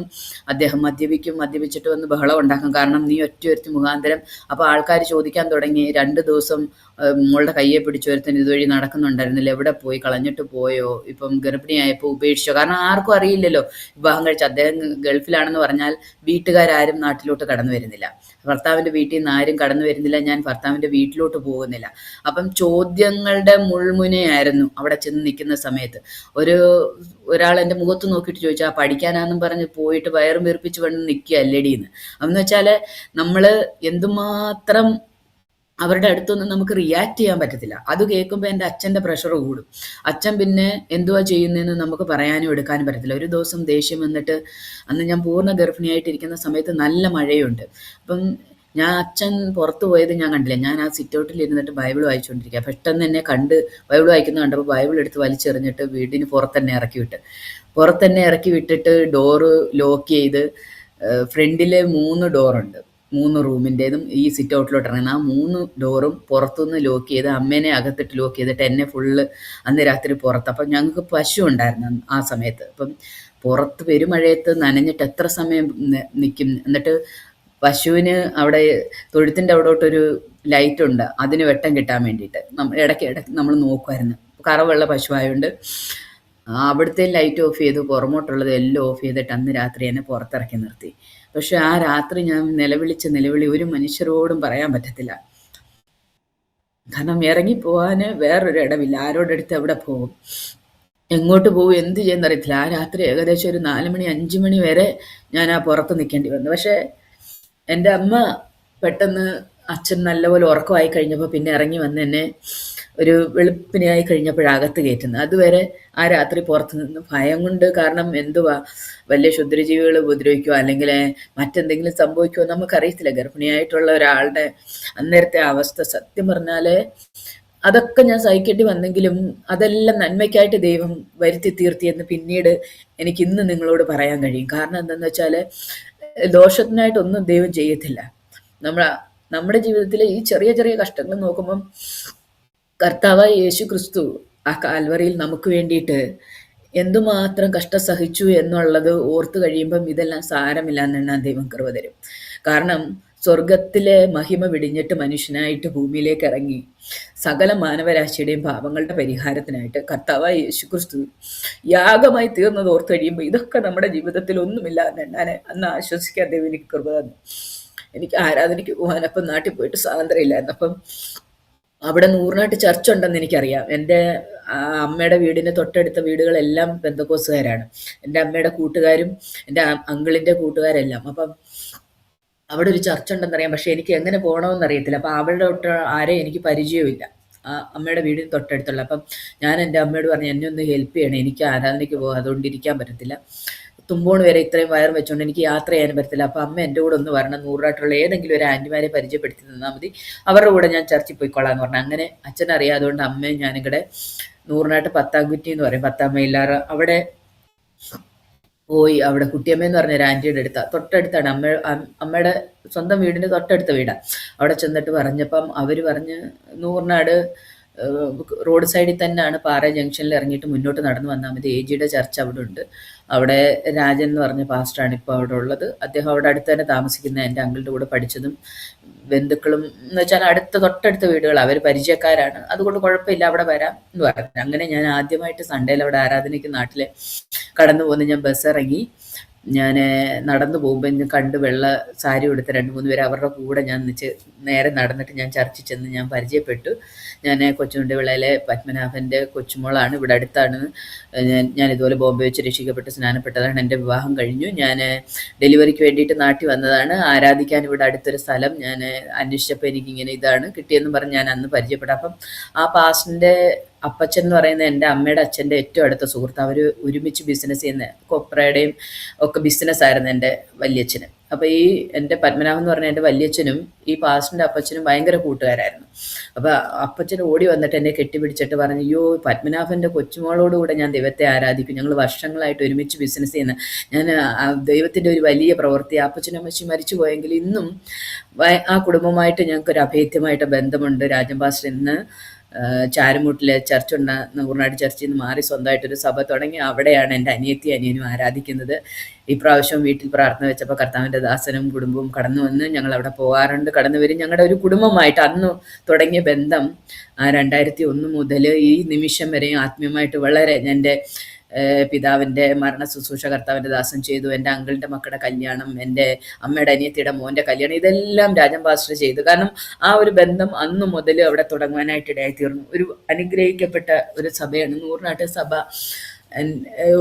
ഒത്തിരി ദേവദാസന്മാർ അവിടെ കടന്നു വന്നു പോയിട്ടുണ്ടെങ്കിലും അവരെല്ലാവരും ഇന്നും എല്ലാവരുമായിട്ടും വളരെ ബന്ധം നിലനിർത്താൻ ദൈവമായ കർത്താവ് സഹായിക്കുന്നവരെല്ലാം ഒത്തിരി ഞങ്ങൾക്ക് ആത്മീയമായിട്ട് സപ്പോർട്ട്. അന്ന് മുതൽ എൻ്റെ ഡെലിവറി സമയത്ത് എൻ്റെ മോളെ ആദ്യമായിട്ട് കയ്യിലെടുത്ത് പാസ്റ്ററാണ് പ്രാർത്ഥിക്കുന്നത്. ഇപ്പോഴും കർത്താവിൻ്റെ ദാസൻ അത് പറഞ്ഞു. കാരണം എന്തെന്ന് വെച്ചാൽ അന്ന് ആ കഷ്ടതയുടെ നടുവിൽ മോനച്ചൻ പാസ്റ്റർ കുമ്പനാട് എന്ന് വന്നായിരുന്നു, അവരെല്ലാവരും ഉണ്ടായിരുന്നു, ഒത്തിരി പേര്. അവരൊക്കെ അങ്ങും തണലുമായിട്ട് അന്ന് മുതൽ രാജൻ പാസ്റ്റർ എൻ്റെ ഭവനത്തിൽ കയറി ഇറങ്ങി പ്രാർത്ഥിക്കാൻ തുടങ്ങി. അദ്ദേഹം എൻ്റെ അമ്മയെ സ്നാനപ്പെടുത്തി, എൻ്റെ അപ്പനെ സ്നാനപ്പെടുത്തി. അങ്ങനെ അനേകർ എൻ്റെ കുടുംബത്തിൽ നിന്ന് ദൈവസന്നിധിയിലേക്ക് കടന്നു വരുവാനായിട്ട് ദൈവം വഴിയൊരുക്കി. ആ ഒരു കൂട്ടായ്മ ഇന്നും ഞങ്ങൾക്ക് അനുഗ്രഹമാണ്, വിടുതലാണ്. ആ ഒരു അവിടെ ചെന്ന് അവരുമായിട്ടുള്ള കൂട്ടായ്മയിലും കടന്നു പോകും. ഞായറാഴ്ച വെള്ളിയാഴ്ചയും പോവും. പോയിട്ട് തിരിച്ചു വരുമ്പം കണ്ടാൽ അപ്പൻ്റെ മുന്നേ കട വരുന്നെങ്കിൽ കണ്ടാൽ ഫുഡൊന്നും തരത്തില്ല, ബഹളം ഉണ്ടാക്കും. അതുകൊണ്ട് പുറകെ കട വന്ന് ഞാൻ അടുക്കളയിൽ കയറി ആഹാരം കഴിച്ചിട്ട് വേണം പ്രയർ കഴിഞ്ഞിട്ട് ഇപ്പുറത്തെ ഫ്രണ്ടിലെങ്ങാണം ഇരിക്കുന്നതെന്ന് കണ്ടു കഴിഞ്ഞാൽ ബഹളം ഉണ്ടാക്കാൻ. പക്ഷേ ആ മനുഷ്യനെ ദൈവം രൂപാന്തരപ്പെടുത്തി ക്രിസ്തുവിൻ്റെ ഇതാക്കി തീർത്ത് ദൈവസന്നിധിയിൽ വിശ്വാസത്തോടെ 10 വർഷം. അദ്ദേഹം 2017 ഞങ്ങൾ 7 വർഷം കഴിഞ്ഞിട്ടാണ് ഈ കുവൈറ്റിലേക്ക് ഞാൻ കടന്നു വരുന്നത്. എൻ്റെ മോൾക്ക് 1 വയസ്സ് 3 മാസം ഉള്ളപ്പോഴാണ് ഞാൻ കുവൈറ്റിലേക്ക് കടന്നു വരുന്നത്. കുവൈറ്റിൽ കടന്നു വന്നതിന് ശേഷം അപ്പോഴും ഞാൻ എൻ്റെ ഹസ്ബൻഡ് വീട്ടിൽ പോയിട്ടില്ല. ഞാൻ ഗർഭിണിയായതിന് ശേഷം എൻ്റെ ഹസ്ബൻഡ് എൻ്റെ ഒരു കത്തെഴുതി സ്വന്തം വീട്ടിലേക്ക്. ഞാൻ വിശ്വാസത്തിലുള്ള ഒരു പെങ്കൊച്ചിനെ വിവാഹം കഴിച്ചു, അവരുടെ വീട് ഇന്നിടത്താണെന്നും അവൾ ഗർഭിണിയാണെന്നും എന്ന് ആ കത്തിൻ്റെ കോപ്പി ഇപ്പോഴും ഞങ്ങൾ ഒരു സാക്ഷ്യമായിട്ട് സൂക്ഷിച്ചു വെച്ചിട്ടുണ്ട്. കാരണം മാതാപിതാക്കളുടെ അടുത്ത് അങ്ങനെയാണ് ഞങ്ങൾ അറിയിക്കുന്നത്. അതിനുശേഷം ദൈവം ഒരു ദൂത് തന്നു. ഒരു കൈക്കുഞ്ഞുമായിട്ട് ഒരു പെൺകുഞ്ഞ്, ഒരു കൈക്കുഞ്ഞുമായിട്ട് ഞാൻ എൻ്റെ ഹസ്ബൻഡിൻ്റെ ഭവനത്തിലേക്ക് ആദ്യമായിട്ട് വന്നു. അപ്പോൾ എൻ്റെ കെസിമോൾക്ക് ഞാൻ അതുവരെ എനിക്ക് ഈ ഗർഭകാലത്തെ ഈ കഷ്ടതയും പ്രയാസം കൊണ്ട് അടുത്തൊരു കുഞ്ഞുണ്ടാകുക എന്ന് പറഞ്ഞാൽ എനിക്ക് ചിന്തിക്കാൻ പോലും പറ്റാത്തൊരു കാര്യമായിരുന്നു. എന്നാൽ 6 വർഷത്തിന് ശേഷം ദൈവം തന്നതാണ് ലിതിയയെ, രണ്ടാമത്തെ ലിതിയ മോളെ. നാട്ടിൽ അന്ന് നിൽക്കുന്ന സമയത്ത് ഭവനത്തിൽ വളരെ പ്രയാസമുള്ള സമയത്ത് ദൈവം ആ കഷ്ടതയിലും പ്രയാസത്തിലും എൻ്റെ അനിയത്തിയോട് സുവിശേഷം പറയാനും അവൾ രക്ഷിക്കപ്പെടുവാനും അമ്മയോടും വീട്ടിലുള്ള അന്യാരാധനകളെല്ലാം ഞാൻ അവിടുത്തെ വിളക്കും കാര്യങ്ങളും പൂജകളും സകലതും ഉടച്ചെടുത്ത് പശുവിൻ്റെ കമ്പോസ്റ്റ്, ചാണകം കമ്പോസ്റ്റ് ചെയ്യുന്നതിനകത്ത് ഇടുവാനായിട്ട് ദൈവമായ കർത്താവ് ഒരു ദിവസം ആത്മപ്രേരണയിൽ അത് ചെയ്തു. എന്നാൽ അതെല്ലാം വലിയ വിടുതലായി തീർന്നു. പറയാനാണെങ്കിൽ ഒത്തിരി കാര്യങ്ങളുണ്ട്. എന്നാലേ അതിൻ്റെ എല്ലാം മധ്യത്തിലെ ദൈവം അന്ന് അവിടെയുള്ള ദേവദാസന്മാരും അവരെല്ലാം പറഞ്ഞേ സഹോദരിയോട് സുവിശേഷം പറഞ്ഞ ചരിത്രമുണ്ടല്ലോ, ഞാൻ പറയാം. അങ്ങ് ആ ഒരു വിടുതലുണ്ട്. ആ സഹോദരിയുടെ കാര്യം എന്ന് പറഞ്ഞാൽ സഹോദരിയുടെ വിവാഹം കഴിഞ്ഞ് അവൾക്ക് ഒരു തലമുറ വേണമെന്ന് ആഗ്രഹം ഉണ്ടായിരുന്നു. അവർക്ക് സാമ്പത്തിക സഹോദരിയുടെ വിവാഹം നടക്കുന്ന സമയത്ത് ബോംബെ ഞങ്ങൾ അവൾക്ക് വേണ്ടി ഫാസ്റ്റ് ചെയ്ത് പ്രാർത്ഥിക്കുന്ന സമയമായിരുന്നു. അന്ന് ബോംബെയിലെ 2000 ജൂലൈയിൽ ഫ്ലഡ് ഉണ്ടായ സമയം. അത് ട്രെയിനും മറ്റെല്ലാം നിന്നിട്ട് നമുക്ക് പുറത്തോട്ട് പോകാൻ പറ്റാതിരിക്കുന്ന സമയത്തായിരുന്നു അവളുടെ വിവാഹം നടക്കുന്നത്. ഞാൻ ആ ബഹാനയായിട്ട് അത് പറഞ്ഞതാണ്. ആക്ച്വലി എനിക്ക് നാട്ടിൽ പോയാൽ എൻ്റെ കാര്യം അവർ അല്ലാതെ തന്നെ നടത്തുമെന്നുള്ളത് കൊണ്ട് ഞാൻ ഞങ്ങൾ ഉപസിച്ച് പ്രാർത്ഥിച്ചപ്പോൾ ദൈവം പറഞ്ഞു അവൾക്ക് കടഭാരം ഉണ്ടാകും, അവൾക്ക് തലമുറകൾ ഉണ്ടാകാൻ വൈകും. ഈ 2 കാര്യങ്ങളും അവളെ ദുഃഖത്തിലാർത്തി അവൾ മരണത്തോളം എത്തും. ആ സമയത്ത് അവൾ നിൻ്റെ അടുക്കൽ കടന്നു വരും. അന്ന് അവളോട് സുവിശേഷം പറയണമെന്നൊരു ദൈവത്തിൻ്റെ ആലോചന എന്നോടുണ്ടായിരുന്നു. അപ്പോൾ ഇവളുടെ ഭർത്താവിൻ്റെ വീട്ടിലെ, എൻ്റെ അനിയൻ്റെ വീട്ടിലെ അമ്മയും ചേട്ടത്തിയും പെങ്ങന്മാരും അവരൊക്കെ ഭയങ്കര ബുദ്ധിമുട്ടിച്ച് അവളെ ഒരുപാട് കഷ്ടപ്പെടുത്തി. അവളപ്പം മരിക്കണം എന്നുള്ള കാരണം അടുത്തൊരു വീടും ഒരു സ്ഥലവും കൂടെ കണ്ടപ്പോൾ എൻ്റെ അപ്പം വിചാരിച്ച് സ്വർണവും പണമൊക്കെ വെറുതെ അവരെല്ലാം എടുത്തുകൊണ്ട് പോകും. അവർക്ക് ഓരോരുത്തർ ചോദിക്കാനും ഒക്കെ തുടങ്ങി. പെങ്ങന്മാർക്ക് വേണം, അവർക്ക് വേണം. അപ്പം അച്ഛൻ ബുദ്ധിയോട് ചെയ്തതാ. അതും ബാക്കി പൈസ ഇവരുടെ വീട്ടിൽ നിന്ന് കുറച്ച് പൈസ കിട്ടാനുണ്ടായിരുന്നു ചേട്ടന്മാർ. അപ്പോൾ അതുകൂടെ വാങ്ങിച്ചിട്ട് വീട് സ്ഥലം കൂടെ വാങ്ങിക്കാമെന്ന് വിചാരിച്ച് ഇവൾക്ക് എഗ്രിമെൻറ്റ് കൊടുത്തു കഴിഞ്ഞപ്പോൾ ചേട്ടൻ പൈസ ഇല്ലയെന്ന് പറഞ്ഞു, തരില്ല എന്ന് പറഞ്ഞു. അപ്പോൾ അങ്ങനെ ആ ഒരു ബുദ്ധിമുട്ടില്ല. ഇവൾ പൈസയും ഇല്ല, ഈ കൊടുത്ത അവൾക്കുള്ള സ്വർണവും ഈ സ്ത്രീധനം കൊടുത്ത പൈസ ഇതെല്ലാം കൂടെ നഷ്ടപ്പെട്ടു പോകുമെന്നുള്ള ആ ഒരു പേടിയും അവരുടെ പോരും ഇതെല്ലാം കൂടെ ആയപ്പോൾ അവൾ സൂയിസൈഡ് ചെയ്യാൻ മണ്ണെണ്ണ വാങ്ങിച്ചിട്ട് ഒഴിച്ച് കത്തിക്കാൻ വേണ്ടിയിട്ട് കട്ടിൻ്റെ കീഴ് വെച്ചിട്ട് എൻ്റെ മോള് ജനിച്ചു കഴിഞ്ഞു. അപ്പം അവളെ ഒന്ന് എന്തായാലും ഒരു കുഞ്ഞു വീട്ടിലുണ്ടല്ലോ, ഇവളെയും കണ്ടിട്ട് തിരിച്ചു പോകാമെന്ന് വിചാരിച്ചിട്ട് അവൾ ഒരു ദിവസം സൂയിസൈഡ് ചെയ്യാൻ തീരുമാനിച്ചിട്ട് അവൾ വരുക. എൻ്റെ അച്ഛനെയും അമ്മയും ഞങ്ങളെയൊക്കെ കണ്ടിട്ട് തിരിച്ചു പോകാമെന്ന് വിചാരിച്ചിട്ട് വരിക. അങ്ങനെ അവൾ വന്ന്, അപ്പോൾ അവൾ വന്നപ്പോഴേ എനിക്ക് മനസ്സിലായി അവളുടെ സിറ്റുവേഷൻ അത്ര നല്ലതല്ല, അവളുടെ ഹൃദയത്തിൽ വലിയ ഭാരമുണ്ട്. ദൈവത്തിന്റെ പരിശുദ്ധാത്മാവളോട് സിസ്റ്റർ ആദ്യത്തെ ഡെലിവറി കഴിഞ്ഞ് അവിടെ കിടക്കുമ്പോഴത്തെ സംഭവം ഇല്ലയോ? അവിടുത്തെ ഞാൻ നാട്ടിൽ നിൽക്കുന്ന കുവൈറ്റിലോട്ട് വരുന്നതിന് മുമ്പുള്ള സമയത്തെ കാര്യമാണ്. ഞാൻ നാട്ടിൽ നിൽക്കുന്ന സമയത്ത് അവൾ രക്ഷിക്കപ്പെട്ടതിന് ശേഷമാണ് ഞാൻ പിന്നെ കുവൈറ്റിലേക്ക് കടന്നു വരുന്നത്. അന്ന് രാത്രി ഞാൻ അവളോട് പറഞ്ഞ് അപ്പുറത്തെ ബെഡ്റൂമിൽ നീ കിടക്കണ്ട, എൻ്റെ മോളുടെയും കൂടി ഇവിടെ കിടക്കുന്നേ. അപ്പോൾ എനിക്ക് സംശയമായി. കാരണം അവളുടെ ആ രീതിയും ആ വെപ്രാളവും അതെല്ലാം കണ്ടു കഴിഞ്ഞപ്പം അന്ന് ഞാൻ അവളോട് പറഞ്ഞു, നീ ജീവനുള്ള ദൈവത്തിനോട് പ്രാർത്ഥിക്കുന്ന നിന്റെ പ്രോബ്ലംസ് എല്ലാം. അവൾ പറഞ്ഞു, ഒരു സമാധാനം ഇല്ലാതെ ഞാൻ ഇങ്ങോട്ട് വന്നത്, ഈ സമാധാനം കിട്ടിക്കഴിഞ്ഞാലെ കൊണ്ട് ബാക്കിയല്ല, അതുകൊണ്ട് നീ അങ്ങ് പ്രാർത്ഥിച്ചാൽ മതി, ഞാൻ കിടക്കുവാന്ന് പറഞ്ഞ് അവള് കയറി കിടന്നു. പക്ഷെ അന്ന് രാത്രിയിൽ എനിക്ക് പരിശുദ്ധാത്മാവ് ഉറങ്ങാൻ എന്നെ സമ്മതിച്ചില്ല. ആ രാത്രി മുഴുവൻ ഞാൻ മുഴങ്കാലിൽ ഇരുന്ന് അവൾക്ക് വേണ്ടി, അവൾ ഓരോ പ്രാവശ്യവും കണ്ണ് തുറന്ന് നോക്കുമ്പോഴും ഞാൻ അവൾക്ക് വേണ്ടി ഇരുന്ന് കരഞ്ഞ് പ്രാർത്ഥിക്കുന്നു. അപ്പോൾ കുറേ ആയി കഴിഞ്ഞപ്പോൾ അവൾക്ക് ഡൗട്ടായി, നീ എന്തിനാ ഇത്രയും സമയം ഇരുന്ന് പ്രാർത്ഥിക്കുന്നതെന്ന്. ഞാൻ പറഞ്ഞു, ദൈവത്തിനോട് പ്രാർത്ഥിച്ചു കഴിഞ്ഞാൽ ദൈവം നിന്റെ ഇതിന് മറുപടി കിട്ടും. അങ്ങനെ അന്ന് രാത്രി ഞാൻ പറഞ്ഞു, കർത്താവായ യേശു ക്രിസ്തുവിലൂടെ അല്ലാതെ ഒരു മനുഷ്യൻ്റെ രക്ഷയില്ല. നമുക്ക് ഭൂമിയിൽ സമാധാനം തരാൻ ഈ കർത്താവിൽ കൂടെ ഉള്ളൂ, അല്ലാതെ വേറൊരു സമാധാനം ഈ ലോകം നമുക്ക് സമാധാനം തരത്തില്ല. അന്ന് രാത്രിയിൽ അവളോട് സുവിശേഷം പറഞ്ഞു. അവൾ രക്ഷിക്കപ്പെട്ട് കർത്താവായ യേശു ക്രിസ്തുവിനെ സ്വന്തം രക്ഷിതാവും ദൈവമായിട്ട് സ്വീകരിച്ചു. പക്ഷെ അവളുടെ കടഭാരം മാറുമോ, ബുദ്ധിമുട്ട് മാറുമോ, അവളുടെ കുടുംബത്തിലെ പ്രശ്നം അറിയില്ല. പക്ഷെ കർത്താവായ യേശു ക്രിസ്തുവിന്റെ ഒരു സമാധാനം അവളുടെ ഉള്ളിലേക്ക് ദൈവം കൊടുത്തു. അതോടുകൂടി അവൾക്ക് മരിക്കണം എന്നുള്ള അവളുടെ ആ ചിന്ത അവളിൽ നിന്ന് വിട്ട് മാറിയിട്ട് പുതിയ ഒരാളായിട്ടാണ് പിറ്റേ ദിവസം അവളുടെ ഭർത്താവിന്റെ ഭവനത്തിലേക്ക് കടന്നു പോകുന്നത്. അങ്ങനെ ഒരു വലിയ ഡെലിവറൻസ് അവിടെ നടക്കാൻ ഇടയായിത്തീർന്നു. അതിനുശേഷം അവളെ ഞാൻ വെള്ളിയാഴ്ച പ്രയറിന് പോകും. മോളെയും കൊണ്ട് പോവുക ബാങ്കിലെ, ഇപ്പൊ 100 തന്നെ അവളെ കല്യാണം കഴിച്ച് അയച്ചിരിക്കുന്നത്. അപ്പോൾ ബാങ്കിൽ പോകാനെ കൊണ്ട് എനിക്ക് കൂട്ടിന് മോളെയും കൊണ്ട് പോകുമ്പം അവളെ ഒന്ന് എടുക്കാൻ വേണ്ടിയിട്ട് എനിക്ക് ആൾ വേണമെന്ന് പറഞ്ഞിട്ട് ഇവളുടെ അമ്മയമ്മയുടെ അടുത്ത് പോയിട്ട് പറഞ്ഞിട്ട് ഇവളെ ഞാൻ കൂട്ടിക്കൊണ്ട് പ്രയറിന് കൊണ്ടുപോകാൻ തുടങ്ങി. അങ്ങനെ ചർച്ചിൽ അവൾ പ്രയറിനും മറ്റുള്ള വീടുകളിലൊക്കെ പ്രയർ നടക്കുമ്പോൾ അവിടെ അങ്ങനെ കൊണ്ടുപോയി പാസ്റ്റർമാരുമായിട്ട് പരിചയപ്പെടുത്തി, അവിടെയുള്ള ആൻറ്റിമാരുമായിട്ട് പരിചയപ്പെടുത്തി ഇവൾ അങ്ങനെ പ്രയറിന് പോകാൻ തുടങ്ങി. അപ്പോൾ അവരുടെ വീട്ടിൽ അറിഞ്ഞു കഴിഞ്ഞപ്പോൾ അത് അതിലും പ്രശ്നം. അവളെ ഡൈവോഴ്സ് ചെയ്ത് കളയണമെന്ന് ഉള്ള ഫുൾ അവർ തീരുമാനിച്ചു. അങ്ങനെ തീരുമാനിച്ച ആൾക്കാരുടെ അവരുടെ അച്ഛൻ്റെ അപ്പച്ചിയുടെ മക്കളൊക്കെ ഡൈവോഴ്സായി പോവാനിടയായി തീർന്നു. പക്ഷെ അവരിന്നും കുടുംബമായിട്ട് ദൈവത്തെ ആരാധിക്കുന്നുണ്ട് കൃപയാലെ. അപ്പം ദൈവത്തിന് സകലതും സാധ്യമാണ്. അങ്ങനെ അവരുടെ ഉള്ളിലെ ക്രിസ്തുവിൻ്റെ സ്നേഹത്തെ കൊടുക്കാനായിട്ട് ഇടയായി തീർന്നു. കൊച്ചനിയത്തി ആണെന്നുണ്ടെങ്കിൽ അവൾ കോളേജിൽ പഠിക്കുന്ന സമയമായിരുന്നു. അവളോട് സുവിശേഷം പറഞ്ഞ് മോനച്ചൻ പാസ്റ്റർ വീട്ടിൽ ഞങ്ങൾ കടന്നു പോകുമ്പോൾ അവളെ ഞങ്ങൾ കൂടെ കൊണ്ടുപോയി. അവിടെ വെച്ച് അവൾ കർത്താവായ യേശുവിനെ രക്ഷിതാവായി സ്വീകരിച്ചിട്ട് അച്ഛൻ നിർബന്ധപ്രകാരമാണ്, അല്ലാതെ അവളുടെ കല്യാണം ഞങ്ങൾ പെട്ടെന്ന് നടത്തുവാനായിട്ട് ഇടയായിത്തീർന്നു. ഡിഗ്രി ഫൈനൽ ഇയർ പഠിച്ചുകൊണ്ടിരുന്ന അവളെ പെട്ടെന്ന് വിവാഹം നടത്തി കൊടുക്കുമായിരുന്നു. കാരണം അച്ഛന് പെട്ടെന്ന് തോന്നി, എല്ലാവരും കൂടെ പറഞ്ഞ് ഇനിയും ഞാൻ അവിടെ നിൽക്കുന്നതുകൊണ്ട് പെട്ടെന്ന് ഇനിയും ഇവളും അങ്ങനെ ആയി പോകുമെന്നുള്ള ആ ഒരു ഭയം കൊണ്ട് അവളെ അങ്ങനെ കല്യാണം കഴിപ്പിച്ചു വിട്ട്. പക്ഷെ അവൾ രക്ഷിക്കപ്പെട്ടു. അതുകൊണ്ടാണ് രാജു പാസ്റ്റർ പറഞ്ഞൊരു കാര്യമുണ്ട്, ഒരാൾ രക്ഷിക്കപ്പെട്ട് സ്നാനപ്പെടണമെന്ന് പറഞ്ഞാൽ ആ സമയത്ത് അവർക്കത് നിവർത്തിച്ചു കൊടുക്കാൻ നമ്മൾ സഹായിക്കണം. അതില്ലെങ്കിൽ പിന്നീട് ഇപ്പം അവൾ 25 വർഷം കഴിഞ്ഞ് രക്ഷിക്കപ്പെട്ടിട്ട് അവൾക്ക് ഇതുവരെ സ്നാനപ്പെടാനായിട്ട് കഴിഞ്ഞിട്ടില്ല. കാരണം ഭർത്താവ് ഇപ്പോഴും എതിരായിട്ട് നിൽക്കുകയാണ്. ഇപ്പോഴും അവൾ പ്രാർത്ഥനയ്ക്ക് കടന്നു പോകുന്നുണ്ട്. മക്കൾ 2 പേരും സ്നാനപ്പെട്ടതാണ്. അവൾക്ക് 2 മക്കളുണ്ട്, ലക്ഷ്മി ആൻഡ് ദേവൂസ്. ലക്ഷ്മി റഷ്യയിൽ MBBS പഠിക്കുന്ന, മോള് നീറ്റ് എഴുതിയിട്ട് ഇപ്പം പാസ്സായിട്ടുണ്ട്. എല്ലാം രജിസ്റ്റർ ചെയ്ത് വെയിറ്റ് ചെയ്യുവാണ് അവൾക്കും MBBS താല്പര്യം. അവളുമാർ 2 പേരും കൃപയാൽ സ്നാനപ്പെട്ട എൻ്റെ കുഞ്ഞുങ്ങൾ. അങ്ങനെ എന്നാൽ ഹസ്ബൻഡ് പ്രയാസപ്പെടുത്തുന്നത് കൊണ്ടും അവൾക്ക് ഞായറാഴ്ച ആരാധനയ്ക്ക് വിടാത്തത് കൊണ്ടും അദ്ദേഹം മെക്കാനിക്കായിരുന്നു, സൗദിയിലായിരുന്നു. അത് കഴിഞ്ഞിട്ട് ഇപ്പം നാട്ടിൽ വന്നിട്ട് 3-4 വർഷമായിട്ട് സ്വന്തമായിട്ട് വർക്ക്ഷോപ്പ് ഇട്ടിട്ട് നാട്ടിലെ പുള്ളിയുടെ ആ കാര്യങ്ങളൊക്കെ ബിസിനസ് പോലെ പുള്ളി വർക്ക്ഷോപ്പും കാര്യങ്ങളുമായിട്ട് ചെയ്യുവാണ്. അപ്പോൾ അതുകൊണ്ട് അവിടെ ഉള്ളതുകൊണ്ട് ഞായറാഴ്ചക്കാരൻ മാത്രമേ ഉള്ളൂ പുള്ളിക്ക് അവധി. പുള്ളി വിടൂല അവളെ. എന്നാലേ അവൾ മാത്രമേ ഉള്ളൂ. ഇനി അവളും അനിയനും കൂടെ ഉണ്ട് ഞങ്ങളുടെ കുടുംബത്തിൽ സ്നാനപ്പെടാനായിട്ട്. അത് ഈ ദിവസങ്ങളിൽ ദൈവം ചെയ്യും എന്നുള്ള വിശ്വാസത്താൽ ഞങ്ങൾ പ്രാർത്ഥിച്ചുകൊണ്ടിരിക്കുകയാണ്. എന്നാലേ അനിയത്തിയുടെ സ്നാനം എന്ന് പറയുന്നത്, ഞങ്ങളിവിടെ കുവൈറ്റിലേക്ക് കടന്നു വന്നതിന് ശേഷം ഞങ്ങൾ 6 വർഷം ഇവിടെ കഴിഞ്ഞു, 7 വർഷം കഴിഞ്ഞിട്ടാണ് ഞങ്ങൾ നാട്ടിലേക്ക് കടന്നു പോകുന്നത്. അച്ഛൻ്റെ അനിയത്തിയുടെ കാര്യമാണ് ഇപ്പം പറയുന്നത്. നേരെ ഇളയ അനിയത്തി സ്നാനപ്പെടുന്നത് അവളുടെ ഹസ്ബൻഡ്, ഞാൻ അവൾക്ക് കൊടുത്ത ബൈബിൾ അദ്ദേഹം അവധിക്ക് വന്ന സമയത്ത് എടുത്ത് കത്തിച്ചു കളഞ്ഞു. രവി ഗോപാലൻ എന്ന അദ്ദേഹത്തിൻ്റെ പേര്. അദ്ദേഹം ആ ബൈബിൾ കത്തിച്ചു കളഞ്ഞു. കാരണം ഇത് വായിക്കുന്നതുകൊണ്ടാണല്ലോ പ്രശ്നം. പക്ഷെ അദ്ദേഹത്തിന് ക്യാൻസറിൻ്റെ 4th സ്റ്റേജിൽ ദൈവമായ കർത്താവ് അദ്ദേഹത്തെ സൗഖ്യമാക്കി.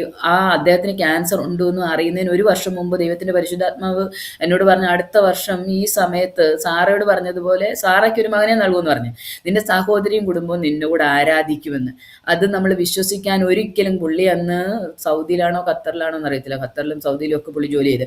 പുള്ളി അന്ന് അവിടെ ജോലി ചെയ്യുന്ന സമയത്ത് അദ്ദേഹം ഏറ്റവും വിശ്വാസത്തിനെതിരായിട്ട് ഒരു പാസ്റ്റർ വീട്ടിൽ കയറുവോ പ്രാർത്ഥിക്കുവോ ഒന്നും ചെയ്യാൻ സമ്മതിക്കത്തില്ല. രാജൻ പാസ്റ്ററിനെയൊക്കെ പല പ്രാവശ്യം ഇറക്കി വിട്ട്, ഇപ്പോൾ ആ രാജൻ പാസ്റ്റർ സഭയിലാണ് ആരാധിക്കുന്നത്, ഇറക്കി വിട്ടിട്ടുണ്ട്. ഞങ്ങളുടെ വീട്ടിൽ പ്രാർത്ഥിക്കേണ്ട, പാസ്റ്റർ പോയിക്കോ എന്ന് പറഞ്ഞിട്ട്. ഞങ്ങളുടെ വീട്ടിൽ പാസ്റ്റർ കടന്നു വരുവാണെന്നുണ്ടെങ്കിൽ പാസ്റ്റർ അവിടെ ഉണ്ടെന്ന് പറഞ്ഞാൽ വീട്ടിനകത്ത് കയറാതെ തിരിച്ചിറങ്ങി പോകുന്ന ഒരു മനുഷ്യനായിരുന്നു. എന്നാലേ ഈ ക്യാൻസർ ഒരിക്കലും ഭേദമാകുന്നില്ലെന്ന് RCC തള്ളിയ സമയത്ത് മെഡിക്കൽ സയൻസിന് ചെയ്യാൻ കഴിയാത്തത് കർത്താവായ യേശു ക്രിസ്തുവിന് കഴിയും എന്നുള്ളതിനൊരു സാക്ഷ്യമാണ് എൻ്റെ അനിയൻ. അദ്ദേഹത്തിന് ഇന്നിപ്പോൾ 13 വർഷം കഴിഞ്ഞു കൃപയാൽ. ഇപ്പോഴും ആരോഗ്യത്തോടെ ദൈവത്തെ അവർ കുടുംബമായിട്ട് സേവിക്കുന്നു. അതെങ്ങനെയാ സിസ്റ്റർ ആ ചരിത്രം? അതെങ്ങനെയാ പുള്ളിയുടെ? അത് അദ്ദേഹം അദ്ദേഹത്തിന്റെ ഇവിടെ ഈ കഴുത്തിന്റെ ഇവിടെ ഒരു മുഴയും കക്ഷത്തിൽ ഒരു ചെറിയ മുഴ ഉണ്ടായിരുന്നു. ഒരു പ്രാവശ്യം അദ്ദേഹം നാട്ടിൽ വന്ന് ടെസ്റ്റ് ചെയ്തപ്പോൾ അത് നോർമലായിട്ടുള്ളത്, അത് കുഴപ്പമില്ല, അത് മാറിക്കോളും, വേറെ കുഴപ്പമൊന്നുമില്ല എന്ന് പറഞ്ഞു. പക്ഷെ എന്നാലേ അത് ഗ്രോത്ത്, അത് വളർന്നുകൊണ്ടേയിരുന്നു. അത് ക്യാൻസർ ആണെന്നുള്ളത് പുള്ളി അറിയുന്നില്ലായിരുന്നു. എന്നാൽ പുള്ളിയുടെ ശരീരം 10-80 കിലോ വെയിറ്റ് ഉള്ള പുള്ളി 45 കിലോയോളം വെയിറ്റ് റെഡ്യൂസായി. അപ്പം അങ്ങനെ പുള്ളിക്ക് ഇങ്ങനെ പ്രയാസമുണ്ട് എന്ന് അറിഞ്ഞു കഴിഞ്ഞപ്പോൾ പുള്ളിക്കാരൻ നാട്ടിൽ വന്ന് അവിടെ ടെസ്റ്റ് ചെയ്യുമ്പോഴാണ് അറിയുന്നത് ക്യാൻസറിൻ്റെ 4th സ്റ്റേജാണ്. ഈ ലംബ് വളർന്നു വരുന്നത് പുള്ളിയുടെ ലങ്സിലും പുള്ളിയുടെ കിഡ്നിയിലും പുള്ളിയുടെ ഇൻഡസ്റ്റൈനിലും ഹാർട്ടിൻ്റെ എല്ലാം 6 സെൻറ്റിമീറ്റർ 7 സെൻറ്റിമീറ്റർ വളർന്നത് ബ്ലാസ്റ്റായി ലാസ്റ്റ് മൊമെൻ്റ് ആണ്. അതിന് ആദ്യം RCC എന്ന് പറഞ്ഞാൽ 30 ദിവസം അല്ലെങ്കിൽ 35 ദിവസം മാക്സിമം ജീവിച്ചിരിക്കും. കാരണം ഒരു കീമോതെറാപ്പി കൊടുത്തിട്ട് അത് ഒരു കീമോ 6 കോഴ്സ്, അങ്ങനെ 36 കീമോ ചെയ്യണമെന്ന് പറഞ്ഞു ചെയ്യാം. അതും ലക്ഷങ്ങളാവും അതിന് വില. പക്ഷെ ഈ കീമോ പുള്ളിയുടെ ശരീരത്തിലേക്ക് കയറുന്നില്ലായിരുന്നു. ആദ്യം അവർ പറഞ്ഞ് ഇത് കീമോ കൊടുത്താൽ ഇത് ബ്ലാസ്റ്റ് ആവാൻ ചാൻസ് ഉണ്ട്, ബ്ലാസ്റ്റ് ആയാൽ അത് പൊട്ടി ഇയാൾ മരിക്കും, അപ്പം നമുക്ക് പ്രോബ്ലം ഇല്ലാന്ന് എഴുതി എൻ്റെ അനിയത്തിയെ കൊണ്ട് എഴുതി വാങ്ങിച്ചിട്ടാണ് RCCന്ന് ഈ കീമോ സ്റ്റാർട്ട് ചെയ്യുന്നത്. കീമോ ആദ്യത്തെ ദിവസം സ്റ്റാർട്ട് ചെയ്തപ്പം റിജക്റ്റ് ചെയ്തത് കയറാതെ കൊണ്ടൊരു ഡെഡ് ബോഡി കണക്ക് അവരവിടെ അഡ്മിറ്റ് പോലും ചെയ്തില്ല. എന്തെങ്കിലും പ്രോബ്ലം വന്നാൽ അടുത്തുള്ള ഹോസ്പിറ്റലിൽ കാണിച്ചു എന്ന് പറഞ്ഞ് അവിടെ നിന്ന് റിജക്റ്റ് ചെയ്യുമായിരുന്നു ചെയ്തത്. അന്ന് രാത്രികാലം സ്വർഗത്തിലെ ദൈവം അവരുടെ ഭവനത്തിൽ ഇറങ്ങി സഹോദരനെ വിടുവിക്കുവാൻ ഇടയായി തീർന്നു. ആ രാത്രികാലം അദ്ദേഹം ഈ RCCന്ന് ട്രിവാൻഡ്രത്തു നിന്ന് വീട്ടിൽ വന്ന് എൻ്റെ അച്ഛൻ അവളുടെ വീട്ടിലുണ്ട്, നൂറിനാട് അവരുടെ വീട്ടിൽ. അവളുടെ പെങ്ങളുടെ മോനാണ് ഡ്രൈവ് ചെയ്ത് കൊണ്ടുവന്നത്. അവരുടെ രണ്ടുപേരും കൂടെ എടുത്താണ് അവർ കയ്യിലെ കോരിക്കൊണ്ടുവന്ന് ബെഡേൽ ഇദ്ദേഹത്തെ കിടത്തുന്നത്. എല്ലാവരും നോക്കിയിരുന്ന അടുത്ത ദിവസങ്ങളിലെ ഈ മരണം കാണാൻ ഞങ്ങളുടെ ബന്ധുക്കളൊക്കെ നോക്കിയിരുന്നതാ. പലരും പറഞ്ഞ് ആ വീട്ടിലെ ജനലിൻ്റെ അവിടേക്ക് എത്തി നോക്കത്തതേ ഉള്ളായിരുന്നു വന്ന്. എന്നാലേ അന്ന് രാത്രികാലം എൻ്റെ ഇവിടെ കുവൈറ്റിലുണ്ടായിരുന്ന പാസ്റ്ററും കുടുംബവും ഞങ്ങളുടെ ഹസ്ബൻഡിൻ്റെ ഇവിടെ ചർച്ചിലുണ്ടായിരുന്നു. അദ്ദേഹം മരിച്ചുപോയി. അദ്ദേഹത്തിൻ്റെ വൈഫ് ഇപ്പോൾ നാട്ടിലുണ്ട്. അദ്ദേഹം പറഞ്ഞ് ഞങ്ങൾ വീട്ടിൽ പോയി ദൈവവചനം പറഞ്ഞു കൊടുക്കുക. അദ്ദേഹം ഓരോ പ്രാവശ്യം നാട്ടിൽ വരുമ്പോഴും ഞങ്ങളുടെ വീട്ടിൽ ക്ലാസ് എടുക്കുമായിരുന്നു. എൻ്റെ കൊച്ചനിയത്തിക്കും കുടുംബത്തിനും ക്ലാസ് എടുത്തിട്ടുണ്ട്. ഞങ്ങളുടെ ബന്ധുക്കൾക്കൊക്കെ ക്ലാസ് എടുക്കും. മറ്റുള്ള ഭവനങ്ങളിലും പോയി ദൈവവചനം പറഞ്ഞു കൊടുക്കും. അങ്ങനെ അവർ നാട്ടിലുണ്ടായിരുന്ന സമയത്താണ്. അപ്പം അവർ പറഞ്ഞ് ഞങ്ങൾ എൻ്റെ വീട്ടിൽ വന്ന് നിൽക്കാൻ. ഞങ്ങൾ എന്നിട്ട് ഞാനും എൻ്റെ ഹസ്ബൻഡും കൂടെ അനിയനോട് വിളിച്ചിട്ട് പറഞ്ഞ്, നോക്ക് വിജയൻ ചേട്ടൻ്റെ അച്ഛനാണെന്ന് വിചാരിച്ചാൽ മതി, എൻ്റെ ഹസ്ബൻഡിൻ്റെ അവർ അച്ഛനും അമ്മയാണെന്ന് വിചാരിച്ചാൽ മതി. ഒരു ദിവസം അവരുടെ കൂടെ അവിടെ പോയൊന്ന് ഇരിക്കും. എന്നിട്ട് അവർ പറയുന്ന ദൈവവചനം ഒന്ന് കേൾക്ക്. ദൈവം നിങ്ങളോട് സംസാരിക്കും, സൗഖ്യമാക്കാൻ ദൈവത്തിന് മതിയായി. വിശ്വാസമില്ലാതെ പുള്ളിക്കാരൻ RCCയിലെ ഓരോ ടെസ്റ്റ് ഉണ്ട്. പുള്ളിക്കാരൻ ഓരോ ആഴ്ചയിലും പോയി ഇതിൻ്റെ സ്കാനിങ്ങും മറ്റുള്ള റിപ്പോർട്ടുകളൊക്കെ കൊടുത്തിട്ട് അതിന് വേണ്ടിയിട്ട് വെയിറ്റ് ചെയ്യുക. കീമോ ചെയ്യണം അതിന് വേണ്ടിയിട്ട് വെയിറ്റ് ചെയ്യുന്ന ആ ഒരാഴ്ചക്കാലം സമയത്ത് എൻ്റെ ഭവനത്തിൽ ഈ പാസ്റ്ററും കുടുംബവും കടന്നു വന്ന് ഇവരെ വിളിച്ചു, ഇവർക്ക് വേണ്ടി പ്രാർത്ഥിക്കാൻ. ഇവരെ വിളിച്ച് ഇവർക്ക് വേണ്ടി ഒരാഴ്ച ദൈവവചനം പറഞ്ഞു കൊടുത്ത്, കർത്താവായ യേശു ക്രിസ്തു ആരാണെന്നും പിതാവായ ദൈവം ആരാണെന്നും നമ്മളെക്കുറിച്ചുള്ള ദൈവത്തിൻ്റെ പദ്ധതി എന്തുവാണെന്നും എല്ലാം കർത്താവിൻ്റെ ദാസൻ വ്യക്തമായിട്ട് പറഞ്ഞു കൊടുത്തിട്ട് പുള്ളിയോട് ചോദിച്ച് ഇതിൽ വിശ്വസിക്കുന്ന പറഞ്ഞ് എനിക്ക് കുറച്ച് സമയം വേണം. അന്ന് രാത്രികാലം പുള്ളി, നാളെ ഞാൻ കീമോതെറാപ്പിക്ക് പോവുക, എനിക്ക് ആലോചിക്കണമെന്ന് പറഞ്ഞിട്ട് പുള്ളിക്ക് താല്പര്യമില്ലായിരുന്നു. സ്നാനപ്പെടാനെ പുള്ളി തിരിച്ച് വീട്ടിൽ വന്ന് ഈ RCC പോയപ്പോഴാണ് ഇങ്ങനെ ഇവിടെ നീ തിരിച്ചു കൊണ്ടുവരുന്നത്. അന്ന് രാത്രികാലം പുള്ളിക്കാരനൊരു സ്വപ്നം കണ്ട്. പുള്ളി ഒരു വെള്ളച്ചാട്ടത്തിൻ്റെ അവിടെ നിൽക്കുന്നു, പുള്ളിയുടെ ശരീരത്തോട്ട് വെള്ളം വീഴുന്നു. എന്നിട്ട് പുള്ളി ഞെട്ടി ഉണർന്നു കഴിയുമ്പം പുള്ളിയുടെ ശരീരത്ത് വെള്ളമയമുണ്ട്. പക്ഷെ പുള്ളി പെട്ടെന്ന് പുള്ളി എഴുന്നേറ്റ് കൈവച്ച് നോക്കുമ്പോൾ ഇവിടത്തെ ഈ മുഴയില്ല. ഈ പുറമേ കണ്ടിരുന്ന ഈ മുഴയും കക്ഷത്തെ മുഴയും കാണാനില്ല. അവിടെ നമ്മുടെ ശരീരം പോലെ നോർമൽ ഒരു പാടുപോലും ഇല്ല. സിസ്റ്ററെ, നിങ്ങൾ വിശ്വസിക്കുകയോ ഇല്ലയോ, എന്നെ കേൾക്കുന്നവർ വിശ്വസിക്കുകയോ ഇല്ലയോ, അദ്ദേഹം ഇന്നും ജീവനോടെ എൻ്റെ വീട്ടിലുണ്ട്. അദ്ദേഹത്തെ തൊട്ട് നോക്കിയാൽ അവിടെ അങ്ങനെ ഒരു സംഭവം ഉണ്ടായിരുന്നതായിട്ടോ ഒരു സർജറി ചെയ്തതായിട്ടോ ഒന്നും ഒരു മാർക്കും ഇല്ല. അത് അന്ന് രാത്രികാലം കർത്താവായ യേശു ക്രിസ്തു പുള്ളിക്കാരനെ സൗഖ്യമാക്കി.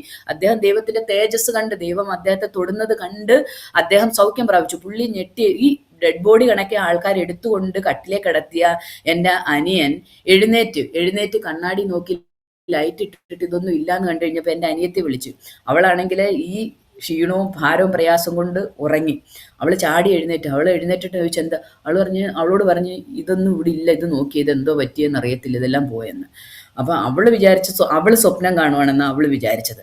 കൃപയാൽ ഞാൻ നിങ്ങളോട്, എന്നെ കേൾക്കുന്നവരോട് പറയാം, അന്ന് രാത്രികാലം കർത്താവായ യേശു ക്രിസ്തു ഇന്നലെയും ഇന്നും എന്നേക്കും അനന്യനായ ആ ദൈവം ഇറങ്ങി അവരിന്നും ജീവനോടെ, എൻ്റെ അനിയനും അനിയത്തിയും ദൈവത്തെ സേവിക്കുന്നു. അവർക്ക് 2 മക്കളുണ്ട്, അഭിജിത്ത് ആൻഡ് അഭിനവ്. അഭിജിത്ത് അഭിഷേക് അവൻ എഞ്ചിനീയറിംഗിന് പഠിക്കുന്നു, സിസ്റ്റർ, ഈ 4-ാം വർഷം. ദൈവം ഇറങ്ങി വന്നെന്ന് പറയുമ്പോൾ അങ്ങനെ പുള്ളിക്കാരൻ വല്ല ദർശനം വല്ലതും കണ്ടോ? അതോ ദർശനം കണ്ടായിരുന്നു. അന്ന് ഇങ്ങനെ ഒരു വെള്ളച്ചാട്ടത്തിന്റെ അവിടെ നിൽക്കുന്നെന്നും ആ ആരാണ്ട് തൊടുന്നതായിട്ടും സൗഖ്യം പ്രാപിക്കുന്നതായിട്ടും പുള്ളി ദർശനം കണ്ടാ പുള്ളി ചാടി എഴുന്നേറ്റെ. ആ അതോടുകൂടി ആ പുള്ളിയുടെ ശരീരത്തിന്റെ ക്ഷീണവും എഴുന്നേക്കാൻ പറ്റാതെ ആ ഡെഡ് ബോഡി കണക്കെ കൊണ്ടിട്ട പുള്ളിക്കാരൻ, ദൈവത്തിന്റെ പരിശുദ്ധാത്മാവ് പുള്ളിയിൽ പ്രവർത്തിച്ചപ്പോൾ പുള്ളിക്കാരൻ എഴുന്നേറ്റു. എഴുന്നേറ്റിട്ടാണ് എൻ്റെ അനിയത്തിയെ വിളിക്കുന്നത്. അവർക്ക് കുഞ്ഞുങ്ങൾ ഉണ്ടാകത്തില്ല എന്ന് പറഞ്ഞതും ഇതുപോലെ തന്നെയാണ്. 4 വർഷത്തിന് ശേഷം അവളുടെ യൂട്രസിൽ കുഞ്ഞുങ്ങൾ ഉണ്ടാകത്തില്ല, പുള്ളിക്കാരന് കൗണ്ട് ഇല്ല എന്ന് പറഞ്ഞ സ്ഥാനത്താണ് നോർമലി അവർക്ക് ദൈവം 2 ആൺകുഞ്ഞുങ്ങളെ കൊടുക്കാനിടയെത്തുന്നത്. അതും ദൈവത്തിന്റെ ഒരു മിറക്കിളാണ്. അത് വിശ്വാസത്തിൽ കടന്നു വരുന്നതിന് മുമ്പാണ് അവർക്ക് മക്കളെ കൊടുത്തത്. പക്ഷെ അതിനുശേഷമാണ് പിന്നീട് അടുത്ത ദിവസങ്ങളിൽ കുടുംബമായിട്ട് അവര് ഞങ്ങള് അതുകൊണ്ട് അമൃതാനന്ദമായി കൊണ്ടുപോയി ടെസ്റ്റ് ചെയ്ത്, RCCയിലെ ടെസ്റ്റ് ചെയ്ത്, സ്കാനിങ് ചെയ്തു. പുള്ളിക്കാരന്റെ ശരീരത്തിൽ ഈ ഇൻറ്റസ്റ്റൈനിലും ലങ്സിലും എല്ലാം ഉണ്ടായിരുന്ന ഈ മുഴകളൊന്നും ഇല്ല എന്നുള്ള റിപ്പോർട്ട് ഇപ്പോഴും ഞങ്ങളുടെ കയ്യിൽ ഇരിപ്പുണ്ട്. അങ്ങനെ ക്യാൻസറിന്റെ ഒരു സെല്ലും അദ്ദേഹത്തിന്റെ ശരീരത്തിൽ ഇല്ല എന്ന് എഴുതി തന്നു. അത് തിരിച്ചു കൊണ്ടുവന്ന് RCCയിൽ പോയപ്പോഴാണ് അതിലും വലിയ പ്രശ്നം. ആ ട്രീറ്റ് ചെയ്തുകൊണ്ടിരുന്ന ഡോക്ടർ ഒരു തമിഴ്നാട് സ്വദേശിയായിരുന്നു. അവര് എൻ്റെ അനിയത്തിനെ തല്ലാൻ കൈപൊക്കി. കാരണം അന്ന് പോയ മനുഷ്യനല്ല തിരിച്ചു വന്ന് ഇവിടെ ഇരിക്കുന്നത് പോയെന്ന്. അവർക്ക് ദൈവം ഇല്ല എന്ന് പറയുന്ന അവർക്ക് എങ്ങനെ ദൈവം സൗഖ്യമാക്കി എന്ന് പറഞ്ഞാൽ അവർക്ക് വിശ്വസിക്കാൻ പറ്റുന്നില്ലായിരുന്നു. വേറെ ആരെയോ നീ കൊണ്ടുവന്നത്, അയാൾ എത്ത് കാണുമെന്നാണ് പറഞ്ഞത്. പക്ഷെ ഇന്നും എൻ്റെ സഹോദരൻ ജീവനോടെ ഇരുന്ന് ദൈവത്തെ മഹത്വപ്പെടുത്തുന്നുണ്ട്. അങ്ങനെ ഒരു വലിയ വിടുതൽ ഭവനത്തിൽ നടന്നു. അങ്ങനെ അടുത്ത ആഴ്ചക്കാലം എൻ്റെ സഹോദരിയും സഹോദരനും കുമ്മനാട്ട് മോനച്ചൻ പാസ്റ്റർ വീട്ടിൽ വെച്ച് സ്നാനപ്പെടുവാനായിട്ട് ഇടയായി തീർന്നു. അന്ന് നാട്ടിലെ അവർക്ക് പറയാൻ പ്രയാസമായിരുന്നു. അദ്ദേഹം ആദ്യം വിചാരിച്ച് സ്നാനപ്പെട്ടിട്ട് ആരും അറിയാതെ രഹസ്യ ക്രിസ്ത്യാനിയായിട്ടൊക്കെ ജീവിക്കാമെന്ന്. എന്നാൽ കൃപയാൽ ദൈവം അതിനൊന്നും ഇടയാക്കിയില്ല. എല്ലായിടത്തും ദൈവത്തിൻ്റെ കരമുണ്ടായിരുന്നു. 1 വർഷത്തിന് ശേഷം ഇവിടെ എൻ്റെ കൂടെ 10 വർഷം ഇവിടെ കുവൈറ്റിൽ ജോലി ചെയ്തിട്ട് ഇപ്പോഴും ഈ യുദ്ധം വരുന്നതിന് കുറച്ച് ദിവസം മുമ്പാണ് അദ്ദേഹം നാട്ടിലോട്ട് പോയത്. കൃപയാൽ ഇന്നും ആരോഗ്യത്തോടെ ദൈവം സൂക്ഷിക്കുന്നു. ചെറിയ ഷുഗറിൻ്റെ ഒരു പ്രയാസമുണ്ട് അദ്ദേഹത്തിന്. അങ്ങനെ ഷോൾഡറിന് വേദനയായിട്ടാണ് ഈ അമേരിക്കൻ ആർമിയിലെ ഈ ബേസിലായിരുന്നു പുള്ളിക്കാരൻ വർക്ക് ചെയ്യുന്നത്. അപ്പം യുദ്ധത്തിന് മുമ്പേ പോയത് നല്ലതായി, കാരണം വേറെ പ്രോബ്ലംസ് ഒന്നും ഇല്ലാതെ ദൈവം പ്രൊട്ടക്ട് ചെയ്ത് കൊണ്ടുപോയി. അപ്പം ഷോൾഡർ പെയിൻ ഉണ്ടായിരുന്നു. ഫോർക്ക് ലിഫ്റ്റ് പുള്ളി ഓടിക്കുമായിരുന്നു. അപ്പം അത് കൊണ്ട് ഷോൾഡറിന് പെയിൻ ആയിട്ട് ഒരു ചെറിയ പനിയൊക്കെ വന്നു കഴിഞ്ഞപ്പോൾ ഞങ്ങൾ പറഞ്ഞ് നാട്ടിൽ പോയി ഡോക്ടറെ കണ്ടിട്ട് വരാമെന്ന് വിചാരിച്ച് പോയതാണ്. പക്ഷെ പിന്നീട് പുള്ളി തിരിച്ചു വന്നില്ല. പുള്ളി നാട്ടിൽ തന്നെ ഇപ്പം നിൽക്കുകയാണ്. കുടുംബമായിട്ട് അവരെ ദൈവം സൂക്ഷിക്കുന്നു, പരിപാലിക്കുന്നു. കൃപയാൽ അവർ സന്തോഷത്തോടെ ആയിരിക്കുന്നു. അങ്ങനെ അവർ കുടുംബമായിട്ട് സ്നാനപ്പെടുവാനായിട്ട് ഇടയായിരുന്നു. അമ്മ സ്നാനപ്പെടുവാനായിട്ട് അനിയൻ സൗഖ്യമായ 1 വർഷം കഴിഞ്ഞപ്പോൾ സ്നാനപ്പെട്ടതായിരുന്നു എൻ്റെ അമ്മ. 2004 എൻ്റെ അമ്മ സ്നാനപ്പെട്ടതിന് ശേഷം നൂർനാട് ചർച്ചിൽ കടന്നു പോകുന്നുണ്ടായിരുന്നു. അപ്പോഴാണ് എൻ്റെ അമ്മയ്ക്ക് ഓർമ്മക്കുറവ് പോലെ വരുന്നുണ്ടായിരുന്നു. അമ്മയുടെ നമ്മളൊരു കാര്യം ഇപ്പോൾ കബോർഡിൽ വെക്കണമെന്ന് വെച്ചാൽ അതുകൊണ്ടൊന്ന് ഫ്രിഡ്ജിൽ വെക്കുക, അതല്ലെന്നുണ്ടെങ്കിൽ ബാത്റൂമിൽ പോകുന്നതിന് മുമ്പ് മൂത്രം പോകുക, അങ്ങനെയൊക്കെ ഒരു പ്രയാസം ഉണ്ടായി കഴിഞ്ഞപ്പം ഒരു പ്രാവശ്യം ഞങ്ങൾ നാട്ടിൽ ചെന്നപ്പം ഞങ്ങൾ പറഞ്ഞ് ഒന്ന് കൊണ്ടുവന്ന് ഡോക്ടറെ കൊണ്ടുവന്ന് കാണിക്കുക, അതായിരിക്കും നല്ലത്, ന്യൂറോയെ കാണിക്കുക. അപ്പം ഞങ്ങൾ ബ്ലഡ് ടെസ്റ്റ് ചെയ്യാൻ വേണ്ടി, ഫുൾ ബോഡി ചെക്കപ്പ് ചെയ്യാൻ വേണ്ടി ഞാനും എൻ്റെ ഹസ്ബൻഡും കൂടെ പോയി. അപ്പോൾ എൻ്റെ അനിയത്തി ഞങ്ങളുടെ കൂടെ വന്ന് ഞങ്ങൾ ഹോസ്പിറ്റലിൽ ഇരിക്കുമ്പം ന്യൂറോ സർജൻ്റെ അവിടെ ആ സൈഡിൽ ഈ എഴുതി വെച്ചിരിക്കുന്നത് ഇങ്ങനെ ഈ ഓർമ്മക്കുറവും ഈ സിംറ്റംസ് ഒക്കെ ഉള്ളത് ബ്രെയിനിന് എന്തെങ്കിലും പ്രോബ്ലമോ നെർവ്സിന് പ്രോബ്ലം ഉള്ളത് കൊണ്ടായിരിക്കും, അതിനെക്കുറിച്ചുള്ള ഒരു ബോർഡ് അവിടെ വെച്ച്. അപ്പം ഞാനും എൻ്റെ അനിയത്തിയും കൂടെ പറഞ്ഞു, ഈ സിംറ്റം എല്ലാം നമ്മുടെ അമ്മയ്ക്കും ഉണ്ടല്ലോ, നമുക്ക് കൊണ്ടുപോയി ഡോക്ടറെ, ഞാൻ പറഞ്ഞു ഞങ്ങൾ എന്തായാലും പോവാ, നിങ്ങൾ കൊണ്ടുപോയി ഡോക്ടറെ കാണിക്കണം. അന്ന് ഉണ്ടായിരുന്ന പി തോമസ് എന്ന് പറഞ്ഞ പാസ്റ്ററാണ് അന്ന് ഞങ്ങളുടെ ചർച്ച. അദ്ദേഹത്തിൻ്റെ കസിൻ ഈ ന്യൂറോയിലെ ഒരു ഡോക്ടറായിരുന്നു. അവർ റെഫർ ചെയ്തിട്ട് കൊണ്ടുപോയി കാണിച്ചപ്പോഴാണ് എൻ്റെ മമ്മിയുടെ ഈ ബ്രെയിനകത്തൊരു ട്യൂമർ വളർന്നു വരിക, ഈ മെമ്മറി പാർട്ടിക്കിൾസിനകത്ത്. അപ്പം അതുകൊണ്ടാണ് അമ്മയ്ക്ക് ഓർമ്മ കുറയുന്നത്. അപ്പം ആൾക്കാരെല്ലാം പറയാൻ തുടങ്ങി ദൈവം സൗഖ്യമാക്കിയെന്ന് പറഞ്ഞുകൊണ്ടിരുന്നിട്ട് ഇപ്പം അടുത്തത് അവരുടെ ദൈവങ്ങളെ വിട്ടുപോയോണ്ട് ദൈവത്തിൻ്റെ ശിക്ഷയാണ് എൻ്റെ അമ്മയ്ക്ക് വന്നത്, അടുത്തത് വന്നു എന്നും പറഞ്ഞിട്ട് ആൾക്കാർ പറഞ്ഞു. പക്ഷേ ഇന്നും 73 വയസ്സുണ്ട് എൻ്റെ അമ്മയ്ക്ക്. എന്നേക്കാൾ ആരോഗ്യത്തോടെ എല്ലാ കാര്യവും ചെയ്ത് ജീവിക്കാൻ, ദൈവത്തെ സ്തുതിക്കാൻ എൻ്റെ അമ്മയ്ക്ക് ദൈവം കൃപ കൊടുത്തു, ഇതുവരെ ആരോഗ്യത്തോടെ. എന്നാല് ഞങ്ങളുടെ പാസ്റ്റർ, ഒരു റെജി പാസ്റ്റർ എന്ന് പറഞ്ഞ ട്രിവാൻഡ്രത്ത് ഒരു പാസ്റ്റർ ഉണ്ടായിരുന്നു, അദ്ദേഹത്തിൻ്റെ എല്ലാം ഇവർ റെഫർ ചെയ്ത് തന്നിട്ട് ശ്രീ ചിത്ര മെഡിക്കൽ കോളേജിൽ കൊണ്ടുപോയി. അവിടെ നിന്ന് അവർ പറഞ്ഞ സർജറി, ഓപ്പൺ സർജറി ചെയ്താലേ ഇതെടുക്കാൻ പറ്റത്തുള്ളൂ ഈ ട്യൂമർ. അപ്പം ഫാദറിന് ഭയങ്കര വിഷമം, കാരണം അന്ന് വരെ അദ്ദേഹത്തിൻ്റെ ഹൃദയത്തിലെ അമ്മയോടുണ്ടായിരുന്ന ആ സ്നേഹം പ്രദർശിപ്പിക്കാൻ ഏറ്റവും വലിയൊരു ചാൻസ് ദൈവം ഈ ഭൂമിയിൽ കൊടുത്തൊരവസരമായിരുന്നു. അച്ഛനന്ന് തകർന്നു പോയൊരു സമയമായിരുന്നു. ആ എന്ന് പറഞ്ഞാൽ ബ്രെയിൻ ഓപ്പൺ ചെയ്ത് സർജറി ചെയ്യാന്ന് പറയുമ്പം അച്ഛന് ഞങ്ങൾ പറഞ്ഞതില്ല, ദൈവം സൗഖ്യമാക്കുമെന്ന് പറഞ്ഞിട്ടുണ്ട്, ഒരു അസ്ഥി പോലും ഒടിഞ്ഞു പോവുകയില്ല, ദൈവം ജീവനോടെ ശേഷിപ്പിക്കുമെന്ന് ദൈവത്തിന്റെ ദൂതുണ്ട്. അതുകൊണ്ട് അച്ഛന് അവർ പറഞ്ഞു ഒരു കണ്ണിന്റെ ലെഫ്റ്റ് സൈഡിലായതുകൊണ്ട് കണ്ണിന്റെ കാഴ്ചശക്തി പോലും പാരലൈസ് ആയി പോകും, എഴുന്നേറ്റ് നടക്കാതിരിക്കും, ഇങ്ങനെയൊക്കെ ഉണ്ടാകുമെന്ന് പറഞ്ഞു. പക്ഷേ പിന്നീട് എല്ലാ 3 മാസം കൂടുമ്പോൾ റേഡിയേഷൻ കൊടുക്കണം എന്നൊക്കെ പറഞ്ഞു. പക്ഷേ എൻ്റെ അമ്മയ്ക്ക് റേഡിയേഷനും കൊടുത്തില്ല, ഒന്നും കൊടുത്തില്ല. ഓപ്പൺ ചെയ്ത് ആ ട്യൂമർ എടുത്തു മാറ്റി തിരിച്ച് 1 വർഷക്കാലം അച്ഛൻ ഭംഗിയായിട്ട് എൻ്റെ അമ്മയെ നോക്കി, ആരോഗ്യത്തോടെ സൗഖ്യത്തോടെ ഇന്നും ഇരിക്കുന്നത്. എന്നാൽ എൻ്റെ പിതാവ് വിശ്വാസത്തിന് 2007 വന്നതിന് ശേഷം 17 അദ്ദേഹത്തിന് മദ്യപാനിയായിരുന്നു, പുകവലിക്കുമായിരുന്നു, ലങ്സിനും ഹാർട്ടിനും ഒക്കെ പ്രോബ്ലം ഉണ്ടായിരുന്നു. പിന്നെ ലങ്സ് ചുരുങ്ങുന്ന ഒരു ഇതുണ്ടായിരുന്നു പുള്ളിക്ക്. പിന്നെ ഈ നിക്കോട്ടിനെല്ലാം അടിഞ്ഞുകൊണ്ട് ഓപ്പൺ സർജറി, ഹാർട്ടിന് പ്രോബ്ലം ഉണ്ടാണ്, ആജ്യാഗ്രഹം ഒക്കെ ചെയ്ത് നോക്കി ചെയ്യാൻ പറ്റാത്ത ഒരു ശരീരാവസ്ഥയായിരുന്നു. എന്നാൽ 10 വർഷം വിശ്വാസത്തിൽ വീണ്ടും ജീവിക്കാൻ ദൈവം അദ്ദേഹത്തിന് കൃപ കൊടുത്ത് 2017 അദ്ദേഹം മരിക്കുന്ന സമയത്ത് കർത്താവിൻ്റെ ദാസൻ, അന്ന് വർഗീസ് മാത്യു പാസ്റ്ററാണ് നൂർനാട് ചർച്ചിൽ ഞങ്ങൾക്കിരിക്കുന്നത്, അദ്ദേഹം അവിടെ കടന്നു വന്ന് എൻ്റെ പിതാവ് മരണാസന്നതയിലായി എന്നുള്ളത് അവർക്കറിയത്തില്ല. ഒരാഴ്ച മുമ്പ് അവർ ഞങ്ങളുടെ ഭവനത്തിൽ കടന്നു വന്നിട്ടുണ്ടായിരുന്നു. എന്നാൽ ആ സമയത്ത് കർത്താവിൻ്റെ ദാസിക്ക് ദൈവം ഒരു ദർശനം കൊടുത്ത്, രവിച്ചേട്ടനെ കാണണം, ഭവനത്തിൽ പോകണം, അവിടെ ഒരു മീറ്റിംഗ് നടന്നുകൊണ്ടിരിക്കുക. അപ്പം അമ്മമ്മ പാസ്റ്ററോട് പറഞ്ഞു മീറ്റിംഗ് ക്ലോസ് ചെയ്തിട്ട് ഇപ്പം തന്നെ ആ ഭവനത്തിൽ പോകാൻ ദൈവാത്മാവ് പറയുന്നു എന്ന് പറഞ്ഞു. അങ്ങനെ ഓടി അവർ സ്കൂട്ടർ എടുത്തുകൊണ്ട് പാസ്റ്ററും ആൻറ്റിയും കൂടെ ഞങ്ങളുടെ വീട്ടിൽ വരുമ്പോൾ എൻ്റെ ഫാദറിന് ശ്വാസം മുട്ടും ചെറിയ പ്രയാസമുണ്ട്. അപ്പം അമ്മ പറഞ്ഞ് രാവിലെ തൊട്ട് ഒന്നും കഞ്ഞി കുടിച്ചിട്ടില്ല, ആഹാരം ഒന്നും കഴിച്ചിട്ടില്ല പാസ്റ്റർ എന്ന് പറഞ്ഞ് പാസ്റ്റർ പ്രാർത്ഥിച്ച് കഞ്ഞിവെള്ളം കൊടുത്തു. അന്നേരം കഞ്ഞിവെള്ളം കുടിക്കുന്നതിന് മുമ്പ് പാസ്റ്ററിനോട് പറഞ്ഞു, പാസ്റ്ററെ എനിക്ക് പോകാൻ സമയമായി, എൻ്റെ സരളമ്മയെ നോക്കിക്കൊള്ളണം, എൻ്റെ മക്കളെ നോക്കിക്കൊള്ളണം പാസ്റ്റർ എന്ന് പറഞ്ഞിട്ടും പാസ്റ്ററിൻ്റെ മടിയിൽ തല വെച്ചിട്ടാണ് എൻ്റെ പിതാവ് അന്നേരം മരിക്കുന്നത്. അപ്പം നമ്മൾ പറയുന്ന എൻ്റെ ആൾക്കാരെല്ലാം നോക്കിക്കൊണ്ടിരുന്നു. അടുത്ത് എൻ്റെ അമ്മയുടെ ട്യൂമർ വന്നു കഴിഞ്ഞപ്പം അതിനുള്ളത് എന്തായി തീരുമെന്ന് നോക്കിക്കൊണ്ടിരുന്നു. അത് സൗഖ്യമായി കഴിഞ്ഞപ്പം ഇപ്പം ഇവർ ഇനി ചാവാൻ നേരത്ത് എല്ലാവരും വരും, കുഴിച്ചിടാൻ ആരും കാണത്തില്ല, ആ സമയത്ത് ഇവരെയൊക്കെ അന്വേഷിക്കുമെന്നാണ് എൻ്റെ ബന്ധുക്കളൊക്കെ പറഞ്ഞത്. എന്നാൽ എനിക്ക് നിങ്ങളോട് പറയാം, ആ സമയത്തും ദൈവത്തിൻ്റെ പ്രവൃത്തി തൻ്റെ മക്കൾക്ക് വേണ്ടി ദൈവം കരുതുന്നത് ഈ ലോകസ്ഥാപനത്തിന് മുമ്പേ നമുക്ക് വേണ്ടി അറുക്കപ്പെട്ട ഒരു കുഞ്ഞാട് നമുക്ക് വേണ്ടി അറുക്കപ്പെട്ടിട്ടുണ്ട്. നമ്മളെ കണ്ടിട്ടുണ്ടെങ്കിൽ നമ്മുടെ സകല ആവശ്യങ്ങളും, ജീവനായിക്കോട്ടെ, മരണമായിക്കോട്ടെ, അല്ലെങ്കിൽ രോഗമായിക്കോട്ടെ, കഷ്ടമായിക്കോട്ടെ, സമ്പത്തായിക്കോട്ടെ, സമൃദ്ധിയായിക്കോട്ടെ, ഇതിലെല്ലാം ദൈവത്തിന്റെ കൃപ നമ്മളോട് കൂടെ ഇരിക്കും എന്നാണ് എനിക്ക് എന്നെ കേൾക്കുന്നവരോട് പറയാനുള്ളത്. അന്ന് അവരെല്ലാം വിചാരിച്ചു ആ പാസ്റ്റർ വന്ന് പ്രാർത്ഥിച്ച് ആ മരണം അങ്ങനെ നടന്നതുകൊണ്ട് അന്ന് ഞങ്ങൾക്കിവിടെ ഫൈനാൻഷ്യലി ഞങ്ങളുടെ കമ്പനി പ്രോബ്ലം ആയിട്ടിരിക്കുന്ന സമയം ഞങ്ങൾക്ക് റെഗുലർ ശമ്പളം കിട്ടുന്നില്ലായിരുന്നു. അങ്ങനെ ഒരു പ്രോബ്ലം ഉണ്ട്. അപ്പം വിസ അടിക്കാനൊക്കെ പ്രശ്നം ഉണ്ടായിരുന്നു. അപ്പം എൻ്റെ മോളുടെ പരീക്ഷയുടെ സമയമാണ്, ഫൈനൽ എക്സാമിൻ്റെ സമയം. അപ്പം ഞാൻ മാത്രമാണ് എൻ്റെ പിതാവിൻ്റെ മരണത്തിന് പോകുന്നത്. ഹസ്ബൻഡും മക്കളും നാട്ടിലേക്ക് കടന്നു വന്നില്ല. ആ സമയത്ത് എല്ലാവരും, ആ പാസ്റ്റർ അന്നേരം അവിടെ വന്നതുകൊണ്ട് ചർച്ചിലുള്ള ആൾക്കാരെ വിളിച്ചു പറഞ്ഞ്, ചർച്ചിലുള്ള ആൾക്കാരാണ് എൻ്റെ പിതാവിനെ പെട്ടെന്ന് ഹോസ്പിറ്റലിൽ കൊണ്ടുപോകുന്നതും വീട്ടിലെ സകല കാര്യങ്ങളും ക്രമീകരിക്കുന്നതും എല്ലാം. അന്ന് ഞാൻ അതിൻ്റെ പിറ്റേന്ന് അവിടെ ചെന്നു. എൻ്റെ പിതാവിൻ്റെ അടക്ക ദിവസം എന്ന് പറയുന്നത് ഒരു ബന്ധാണ്. അന്ന് വേറെ റോഡിലൊന്നും ഒരു വണ്ടിയില്ല. ഞങ്ങളുടെ വീട്ടിൽ നിന്ന് സെമിത്തേരി വരെ, നൂർനാട് ചർച്ചിൻ്റെ സെമിത്തേരി വരെ എൻ്റെ പിതാവിൻ്റെ ഡെഡ് ബോഡി വഹിച്ചുള്ള വാഹനങ്ങൾ മാത്രമായിരുന്നു അന്ന് പോയത്.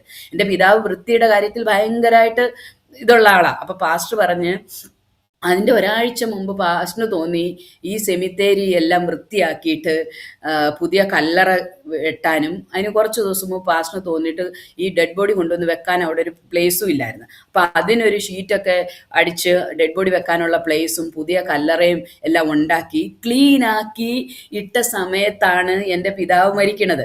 അപ്പം പാസ്റ്റർ എപ്പോഴും പറയാറുണ്ട്, രവിചേട്ടന് ഭയങ്കര വൃത്തിയുടെ കാര്യത്തിൽ ഭയങ്കര ഇതാ. അപ്പം അത് എൻ്റെ അപ്പൻ്റെ ആഗ്രഹം, അല്ലെ അദ്ദേഹത്തിൻ്റെ ആ ഹൃദയത്തിലെ ആഗ്രഹം പോലെ എല്ലാം പുതിയ കല്ലറയിലെ എല്ലാം വൃത്തിയാക്കി നീറ്റായിട്ട് ഒരു അടക്കമാണ് കൊടുത്തത്. അത് മാത്രമല്ല, ഈ ഡെഡ് ബോഡിക്കകത്ത് ഈ ഫോട്ടോയും വെച്ചിട്ട് ഇത് കൊണ്ടുപോകുമ്പോൾ എല്ലാവരും ഇറങ്ങി നിന്ന് റോഡ് സൈഡിൽ നോക്കാൻ നോക്കി ഇത് ആരാണ് ഈ, കാരണം ബന്ധായിട്ടിരിക്കുന്ന സമയത്ത് അടക്കുമ്പം നൂർനാട് ദേശത്തുള്ള സകല ആൾക്കാരും ഇറങ്ങി നോക്കുവാനായിട്ട് ഇടയായി തീർന്നു.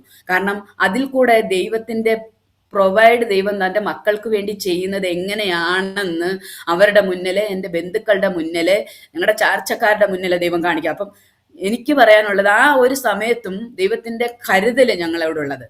അന്ന് ഞാൻ ടെസ്റ്റ് മണി പറഞ്ഞു, അനുഗ്രഹിക്കപ്പെട്ട ഒരു ശുശ്രൂഷ ഭവനത്തിൽ നടക്കുവാനായിട്ട് തീർന്നു. എൻ്റെ കുടുംബത്തിലുള്ള സകല ആൾക്കാരോടും സുവിശേഷം പറയാൻ ദൈവമായി കർത്താവ് അന്ന് എന്നെ സഹായിച്ചു. പൗലോസ് പറയല്ലോ, ഈ ചങ്ങല ഒഴികെ സകലത്തിലും നിങ്ങൾ. ഓക്കെ, ഞാൻ പറഞ്ഞു എൻ്റെ അപ്പൻ ഇവിടെ മരിച്ചു കിടക്കാം, പക്ഷെ മരിച്ചാലും പിന്നീട് നമുക്ക് കാണുമെന്നുള്ള പ്രത്യാശ ഞങ്ങൾക്കുണ്ട്. മുഖാമുഖമായിട്ട് ദൈവത്തെ ആരാധിക്കും, പിന്നെ പിതാവിനെ കാണുമെന്നുള്ള പ്രത്യാശയുണ്ട്. നിങ്ങളോടും പറയുന്നത്, ഇതഴിച്ചിട്ട് നിങ്ങൾ ഞങ്ങളെപ്പോലെ കർത്താവായ യേശു ക്രിസ്തുവിൽ ആകണം എന്നുള്ള ഒരു സുവിശേഷം അന്ന് അവിടെ പറയാനായിട്ട് ഇടയായി തീർന്നു. അതിനുശേഷം ദൈവം കൃപ ചെയ്തിട്ട് സന്തോഷത്തോടെ ദൈവം ഇതുവരെ ഞങ്ങളുടെ സകല കാര്യങ്ങളും, ആത്മീകവും ഭൗതികവും ശാരീരികവും മാനസികമായ സകല ആവശ്യങ്ങളും ദൈവത്തിന്റെ കൃപ കൂടെ ഇരുന്ന് ദൈവം ഞങ്ങളെ വഴി നടത്തുന്നു. ഞങ്ങൾക്ക് എന്നെ കേൾക്കുന്ന ഈ ഗ്രേസ് ടിവിയിലുള്ള എല്ലാ ആൾക്കാരോടും പറയാനുള്ള, നമ്മുടെ ജീവിതത്തിൽ പ്രയാസങ്ങളുണ്ട്. ഒരു മനുഷ്യ ജീവിതത്തിൽ കഷ്ടതയുണ്ട്, പ്രയാസമുണ്ട്, ബുദ്ധിമുട്ടുണ്ട്. അത് വിശ്വാസിയായാലും അവിശ്വാസിയായാലും രോഗവും കഷ്ടത. എന്നാൽ അതിന്റെ നമ്മുടെ പ്രത്യാശ ഈ ഭൂമിയിലുള്ളതല്ല. നമ്മുടെ പ്രത്യാശ നമ്മുടെ കർത്താവായ യേശു ക്രിസ്തുവിലൂടെ അല്ല, നിത്യജീവൻ പ്രാപിക്കുക, എറ്റേണൽ ലൈഫ് എന്നുള്ള ഒരു പ്രത്യാശയാണ് ദൈവം നമുക്ക് വാഗ്ദത്തം ചെയ്തിട്ടിരിക്കുന്നത്. ആ വാഗ്ദത്തം പ്രാപിക്കുവാൻ തക്കവണ്ണം നമ്മൾ ഈ ലോകത്തിൽ കഷ്ടതയും പ്രയാസവും സഹിച്ചാലും നമ്മൾ ദൈവവചനപ്രകാരം കർത്താവായ യേശു ക്രിസ്തുവിന്റെ കൃപയിലെ ആശ്രയിച്ച് നിലനിൽക്കുന്ന നമ്മൾ ഒരിക്കലും ലജ്ജിച്ചു പോകാൻ ഇടവരുത്തില്ല. അത് നിത്യത മുതൽ നിത്യത വരെയുള്ള ദൈവത്തിന്റെ സ്നേഹമാണ്. ആ സ്നേഹം ഒരിക്കലും ഇല്ലാതായി പോകുന്ന ഒരു സ്നേഹമല്ല. ആ സ്നേഹം പ്രാപിക്കാൻ തക്കവണ്ണമാണ് ദൈവം നമ്മളെ വേർതിരിച്ചത്. അതായത് ആദാം മുഖാന്തരം സകല മനുഷ്യരും റോമാലേഖനത്തിൽ പറയുന്ന പോലെ പാപികളായി തീർന്നു. പാപത്തിന്റെ ശമ്പളം മരണം. ആ മരണത്തിൽ നിന്ന് നമ്മളെ രക്ഷിക്കാൻ കർത്താവായ യേശു ക്രിസ്തു ഭൂമിയിലേക്ക് വരുവാൻ തക്കവണ്ണം ദൈവത്തിന് ലോകത്തോട് സ്നേഹം തോന്നി, നമ്മളോട് സ്നേഹം തോന്നി. പിതാവായ ദൈവം തന്റെ പുത്രനെ, ആ പുത്രനിൽ വിശ്വസിക്കുന്ന നമ്മൾക്ക് നിത്യജീവൻ ദൈവം തരും. പുത്രനിലൂടെ അല്ലാതെ ആർക്കും പിതാവിനെ കാണാനും സ്വർഗരാജ്യം അവകാശമാക്കാനും കഴിയില്ല. അതിലേക്ക് കൊണ്ടുവരുവാൻ തക്കവണ്ണം ദൈവം നമ്മളെ ഓരോരുത്തരെയും ദൈവം സഹായിക്കും. ഇവിടെ കുവൈറ്റിൽ ഞങ്ങളായിരിക്കുന്നത്, ഞങ്ങൾ സുവിശേഷ വേല ചെയ്യുന്നുണ്ട്, ബൈബിൾ ക്ലാസ്സുകൾ എടുക്കുന്നുണ്ട്. ദൈവം കൃപ ചെയ്ത് പലരും കടന്നു വന്ന് വിടുതൽ പ്രാപിക്കുന്ന ഭവനത്തിൽ ഒരു പ്രാർത്ഥനയുണ്ട്. കൃപയാൽ കുടുംബമായിട്ട് ദൈവം ഇത്രത്തോളം സഹായിച്ചു. കുഞ്ഞുങ്ങളുടെ വിദ്യാഭ്യാസത്തിലെ, അവരുടെ ഭാവിയിലെല്ലാം ദൈവം ഇതുവരെ ദൈവം കൂടെ ഇരുന്ന് അവരും ദൈവനാമത്തിന് വേണ്ടി നിൽക്കുവാൻ തക്കവണ്ണം ദൈവം സഹായിച്ചുകൊണ്ടിരിക്കുന്നു. സ്തോത്രം. ഓക്കെ സിസ്റ്ററെ, കർത്താവ് ഇത്രത്തോളം നിലനിർത്തിയല്ലോ. 5 അമ്പലങ്ങളുള്ള ഒരു തറവാട്ടിൽ നിന്ന് കർത്താവിനെ കണ്ടുമുട്ടുവാനും ഒരിക്കലും മാനുഷിക രീതികളിൽ അസാധ്യമായി നമുക്ക് തോന്നും. എന്നാൽ കർത്താവ് നിയമിച്ച്, കർത്താവ് മുന്നമേ ലോകസ്ഥാപനത്തിന് മുന്നമേ കർത്താവ് കണ്ടത് കൊണ്ട് കർത്താവ് വിളിച്ച് വേർതിരിച്ച് കുടുംബമായി എല്ലാത്തിനെയും ഒന്നുപോലും ശേഷിക്കാതെ സകലത്തിനെയും കർത്താവ് വേർതിരിച്ച് ദൈവത്തിൻ്റെ മക്കളാക്കി തീർക്കുവാൻ ഇടയായി തീർന്നു. അതിനുവേണ്ടി സിസ്റ്റർ ഒത്തിരി വില കൊടുക്കുവാൻ ഇടയായി തീർന്നു. ശരീരം കൊണ്ടും മനസ്സുകൊണ്ടും സമ്പത്ത് കൊണ്ടും എല്ലാം കർത്താവിന് വേണ്ടി ഒത്തിരി വില കൊടുക്കുവാൻ തക്കവണ്ണം കർത്താവിൻ്റെ ദാസിയെ ദൈവം ഉപയോഗിച്ചു. ഇന്ന് കുവൈറ്റിൻ്റെ പ്രദേശത്ത് ആക്കിയിരിക്കുന്നു. ദേവദാസി പറഞ്ഞതുപോലെ ഒരു ഡ്യൂപ്ലിക്കേറ്റ് സർട്ടിഫിക്കറ്റാണ്. അതും കൊണ്ട് നല്ല ഒരു പോസ്റ്റിൽ കർത്താവ് എത്തിച്ചേർത്തിരിക്കുന്നു. കർത്താവിനാൽ കഴിയാത്തതൊന്നുമില്ല. തൻ്റെ മുഖത്തേക്ക് നോക്കി ഇറങ്ങി തിരിച്ച് ആരെയും ദൈവം ഒരിക്കലും വെറുതെ അയക്കുന്ന ദൈവമല്ല. എല്ലാവർക്കും അവരവർക്ക് ആവശ്യമുള്ളത് നമ്മൾ ചോദിക്കുന്നതിലും നനയ്ക്കുന്നതിലൊക്കെ ഉപരിയായി നമുക്ക് വേണ്ടുന്നൊക്കെ തന്ന് കർത്താവ് നമ്മെ ഈ ഭൂമിയിൽ വഴി നടത്തും. ദേവദാസി പറഞ്ഞതുപോലെ ജീവിതത്തിൽ ഞെരുക്കങ്ങളും കഷ്ടങ്ങളും ഭാരങ്ങളും രോഗങ്ങളും ദുഃഖങ്ങളും ഒക്കെ ഉണ്ട്. മനുഷ്യ ജീവിതമാണ്. എന്നാൽ അതിലൊക്കെ കർത്താവ് നിലനിർത്തി കുടുംബമായി ഇത്രത്തോളം കർത്താവിൻ്റെ ദാസിയെ കർത്താവ് നിലനിർത്തിയിരിക്കുന്ന ദേശത്ത്, കുവൈറ്റിൻ്റെ പ്രദേശത്ത് ഒരു വലിയ മിനിസ്ട്രി ചെയ്യുവാനും കർത്താവ് കുടുംബമായി സഹായിച്ചുകൊണ്ടിരിക്കുന്നു. ഞങ്ങളോടൊപ്പമായിരുന്നതിൽ ഒത്തിരി സ്നേഹവും നന്ദിയും അറിയിക്കുന്നു. ദേവദാസി കർത്താവ് ധാരാളം അനുഗ്രഹിക്കട്ടെ. God bless you. നമ്മുടെ പ്രേക്ഷകർക്ക് വേണ്ടി ദൈവത്തിൻ്റെ ദാസി ഒന്ന് പ്രാർത്ഥിച്ചാട്ടെ. ഹല്ലേലൂയ, സ്തോത്രം. ഹല്ലേലൂയ, സ്തോത്രം, സ്തോത്രം, സ്തോത്രം. പരിശുദ്ധനും നിത്യനുമായ ഞങ്ങളുടെ നല്ല ദൈവമേ, സ്വർഗീയ നല്ല കർത്താവേ, ഈ നല്ല സമയത്തിനായി നന്ദിയോടെ സ്തുതിക്കുന്ന സ്തോത്രം ചെയ്യുന്നു. കർത്താവെ, നീ അടിയങ്ങൾക്ക് ചെയ്ത ഉപകാരങ്ങളെ, നന്മകളെ, അനുഗ്രഹങ്ങളെ ഹല്ലേലൂയ മറ്റുള്ളവരിലേക്ക് ഹല്ലേലൂയ ഷെയർ ചെയ്യുവാൻ തക്കവണ്ണം ഇങ്ങനെ ഞങ്ങൾക്കൊരു കൂടിവരവിനെ നീ തന്ന കൃപയ്ക്കായി സ്തോത്രം. ലോകസ്ഥാപനത്തിന് മുമ്പേ നീ ഞങ്ങളെ കണ്ടു. ഹല്ലേലൂയ. നീ ഹല്ലേലൂയ കർത്താവെ, ഹല്ലേലൂയ നിന്റെ പുത്രനെ ഭൂമിയിലേക്ക് അയച്ചു. ഹല്ലേലൂയ കർത്താവെ, ഹല്ലേലൂയ ഞങ്ങൾക്ക് വേണ്ടി ഹല്ലേലൂയ യാഗമാക്കി തീർത്തു. ഹല്ലേലൂയ അതിൽ വിശ്വസിക്കുന്ന ഞങ്ങൾക്ക് വേണ്ടിയിട്ട് ഹല്ലേലൂയ മരിച്ചടക്കപ്പെട്ട് ഉയർത്തെഴുന്നേറ്റ കർത്താവായ യേശു ക്രിസ്തു വീണ്ടും ഞങ്ങളെ കൂട്ടിച്ചേർക്കാനായിട്ട് കടന്നു വരും. അതാണ് ഞങ്ങളുടെ പ്രത്യാശ. ഹാലലിയ. ആ പ്രത്യാശ ഹാലലി കേൾക്കുന്ന അടിയങ്ങളുടെ സാക്ഷ്യം കേൾക്കുന്ന സകലരും ഹാലലിയ ആ പ്രത്യാശയിൽ കർത്താവായ യേശു ക്രിസ്തുവിനെ മുഖാമുഖം കണ്ട് ആരാധിക്കുവാൻ തക്കവണ്ണം ഹാലലി അനേകർ ക്രിസ്തുവിലേക്ക് കടന്നു വരുവാൻ തക്കവണ്ണം അനേകരെ രക്ഷിക്കപ്പെടുവാൻ തക്കവണ്ണം ഇടയാകണമേ എന്ന് പ്രാർത്ഥിക്കുന്നു കർത്താവെ. ദിവസങ്ങളിൽ ദൈവം അതിനിടയാക്കാൻ പോകുന്ന കൃപയ്ക്കായി സ്തോത്രം. കർത്താവെ, ഞങ്ങളുടെ ദാസി ഹാലലിയ ഷെയർ ചെയ്യുവാൻ തക്കവണ്ണം സമയം അനുവദിച്ചു തന്നല്ലോ കർത്താവെ. ദാസിയും കുടുംബത്തെ നീ അനുഗ്രഹിക്കണമെന്ന് പ്രാർത്ഥിക്കുന്നു. അതിലുപരിയായിട്ട് അനേകരെ ഹാലലിയ ക്രിസ്തുവിൻ്റെ ഹാലലിയ സാക്ഷിയായി നിൽക്കുന്ന അനേകരെ ഹാലലിയ പുറത്തേക്ക് കൊണ്ടുവരുവാൻ തക്കവണ്ണം ചെയ്യുന്ന ഈ മിനിസ്ട്രിയെ നീ അനുഗ്രഹിക്കണമെന്ന് പ്രാർത്ഥിക്കുന്നു. അവരുടെ ശുശ്രൂഷകൾ ധാരാളമായി അനുഗ്രഹിക്കപ്പെടുവാൻ അനേകർക്ക് വിടുതലും ഹാലലിയ സൗഖ്യവും ഹാലലിയ രക്ഷയുമായി തീരുവാൻ തക്കവണ്ണം കർത്താവ് സഹായിക്കണമെന്ന് പ്രാർത്ഥിക്കുന്നു. ഇത് കേൾക്കുന്ന ഓരോ വ്യക്തി ജീവിതങ്ങളുടെ ഉള്ളത്തിൽ കർത്താവ് യേശു ക്രിസ്തുവിൻ്റെ സ്നേഹം വർദ്ധിച്ചു വരുവാൻ തക്കവണ്ണം ദൈവമേ അങ്ങ് സഹായിക്കണമെന്ന് പ്രാർത്ഥിക്കുന്നു. ഞങ്ങൾക്കല്ല കർത്താവെ, അങ്ങയുടെ ഹാലലിയ ദയം വിശ്വസ്തത നിമിത്തം തിരുനാമത്തിൻ്റെ മഹത്വത്തിന് വേണ്ടി മാത്രമാണ് ഹാലലിയ നീ ചെയ്ത ഉപകാരങ്ങളെ ഞങ്ങൾക്ക് പറയുവാൻ ഹാലലിയ നീ സഹായിച്ചല്ലോ ദൈവമേ. അത് മുഖാന്തരം ഹാലലിയ വലിയ വിടുതലുണ്ടാകുവാൻ തക്കവണ്ണം അനേകരും നിത്യജീവൻ പ്രാപിക്കാൻ ഇടയാകണമേ എന്ന് പ്രാർത്ഥിക്കുന്നു. അടിയങ്ങളുടെ പ്രവേശങ്ങളെ നീ കണക്കിടരുത് കർത്താവെ. സകലം നിന്റെ നാമമഹത്വത്തിനായി തീരുവാൻ ഇടയാകണമേ എന്ന് പ്രാർത്ഥിക്കുന്നു. പ്രാർത്ഥന കേട്ട കൃപയ്ക്കായി സ്തോത്രം. സകലവും ഞങ്ങൾക്കായി ജീവൻ തന്ന ക്രിസ്തു യേശുവിന്റെ നാമത്തിൽ തന്നെ.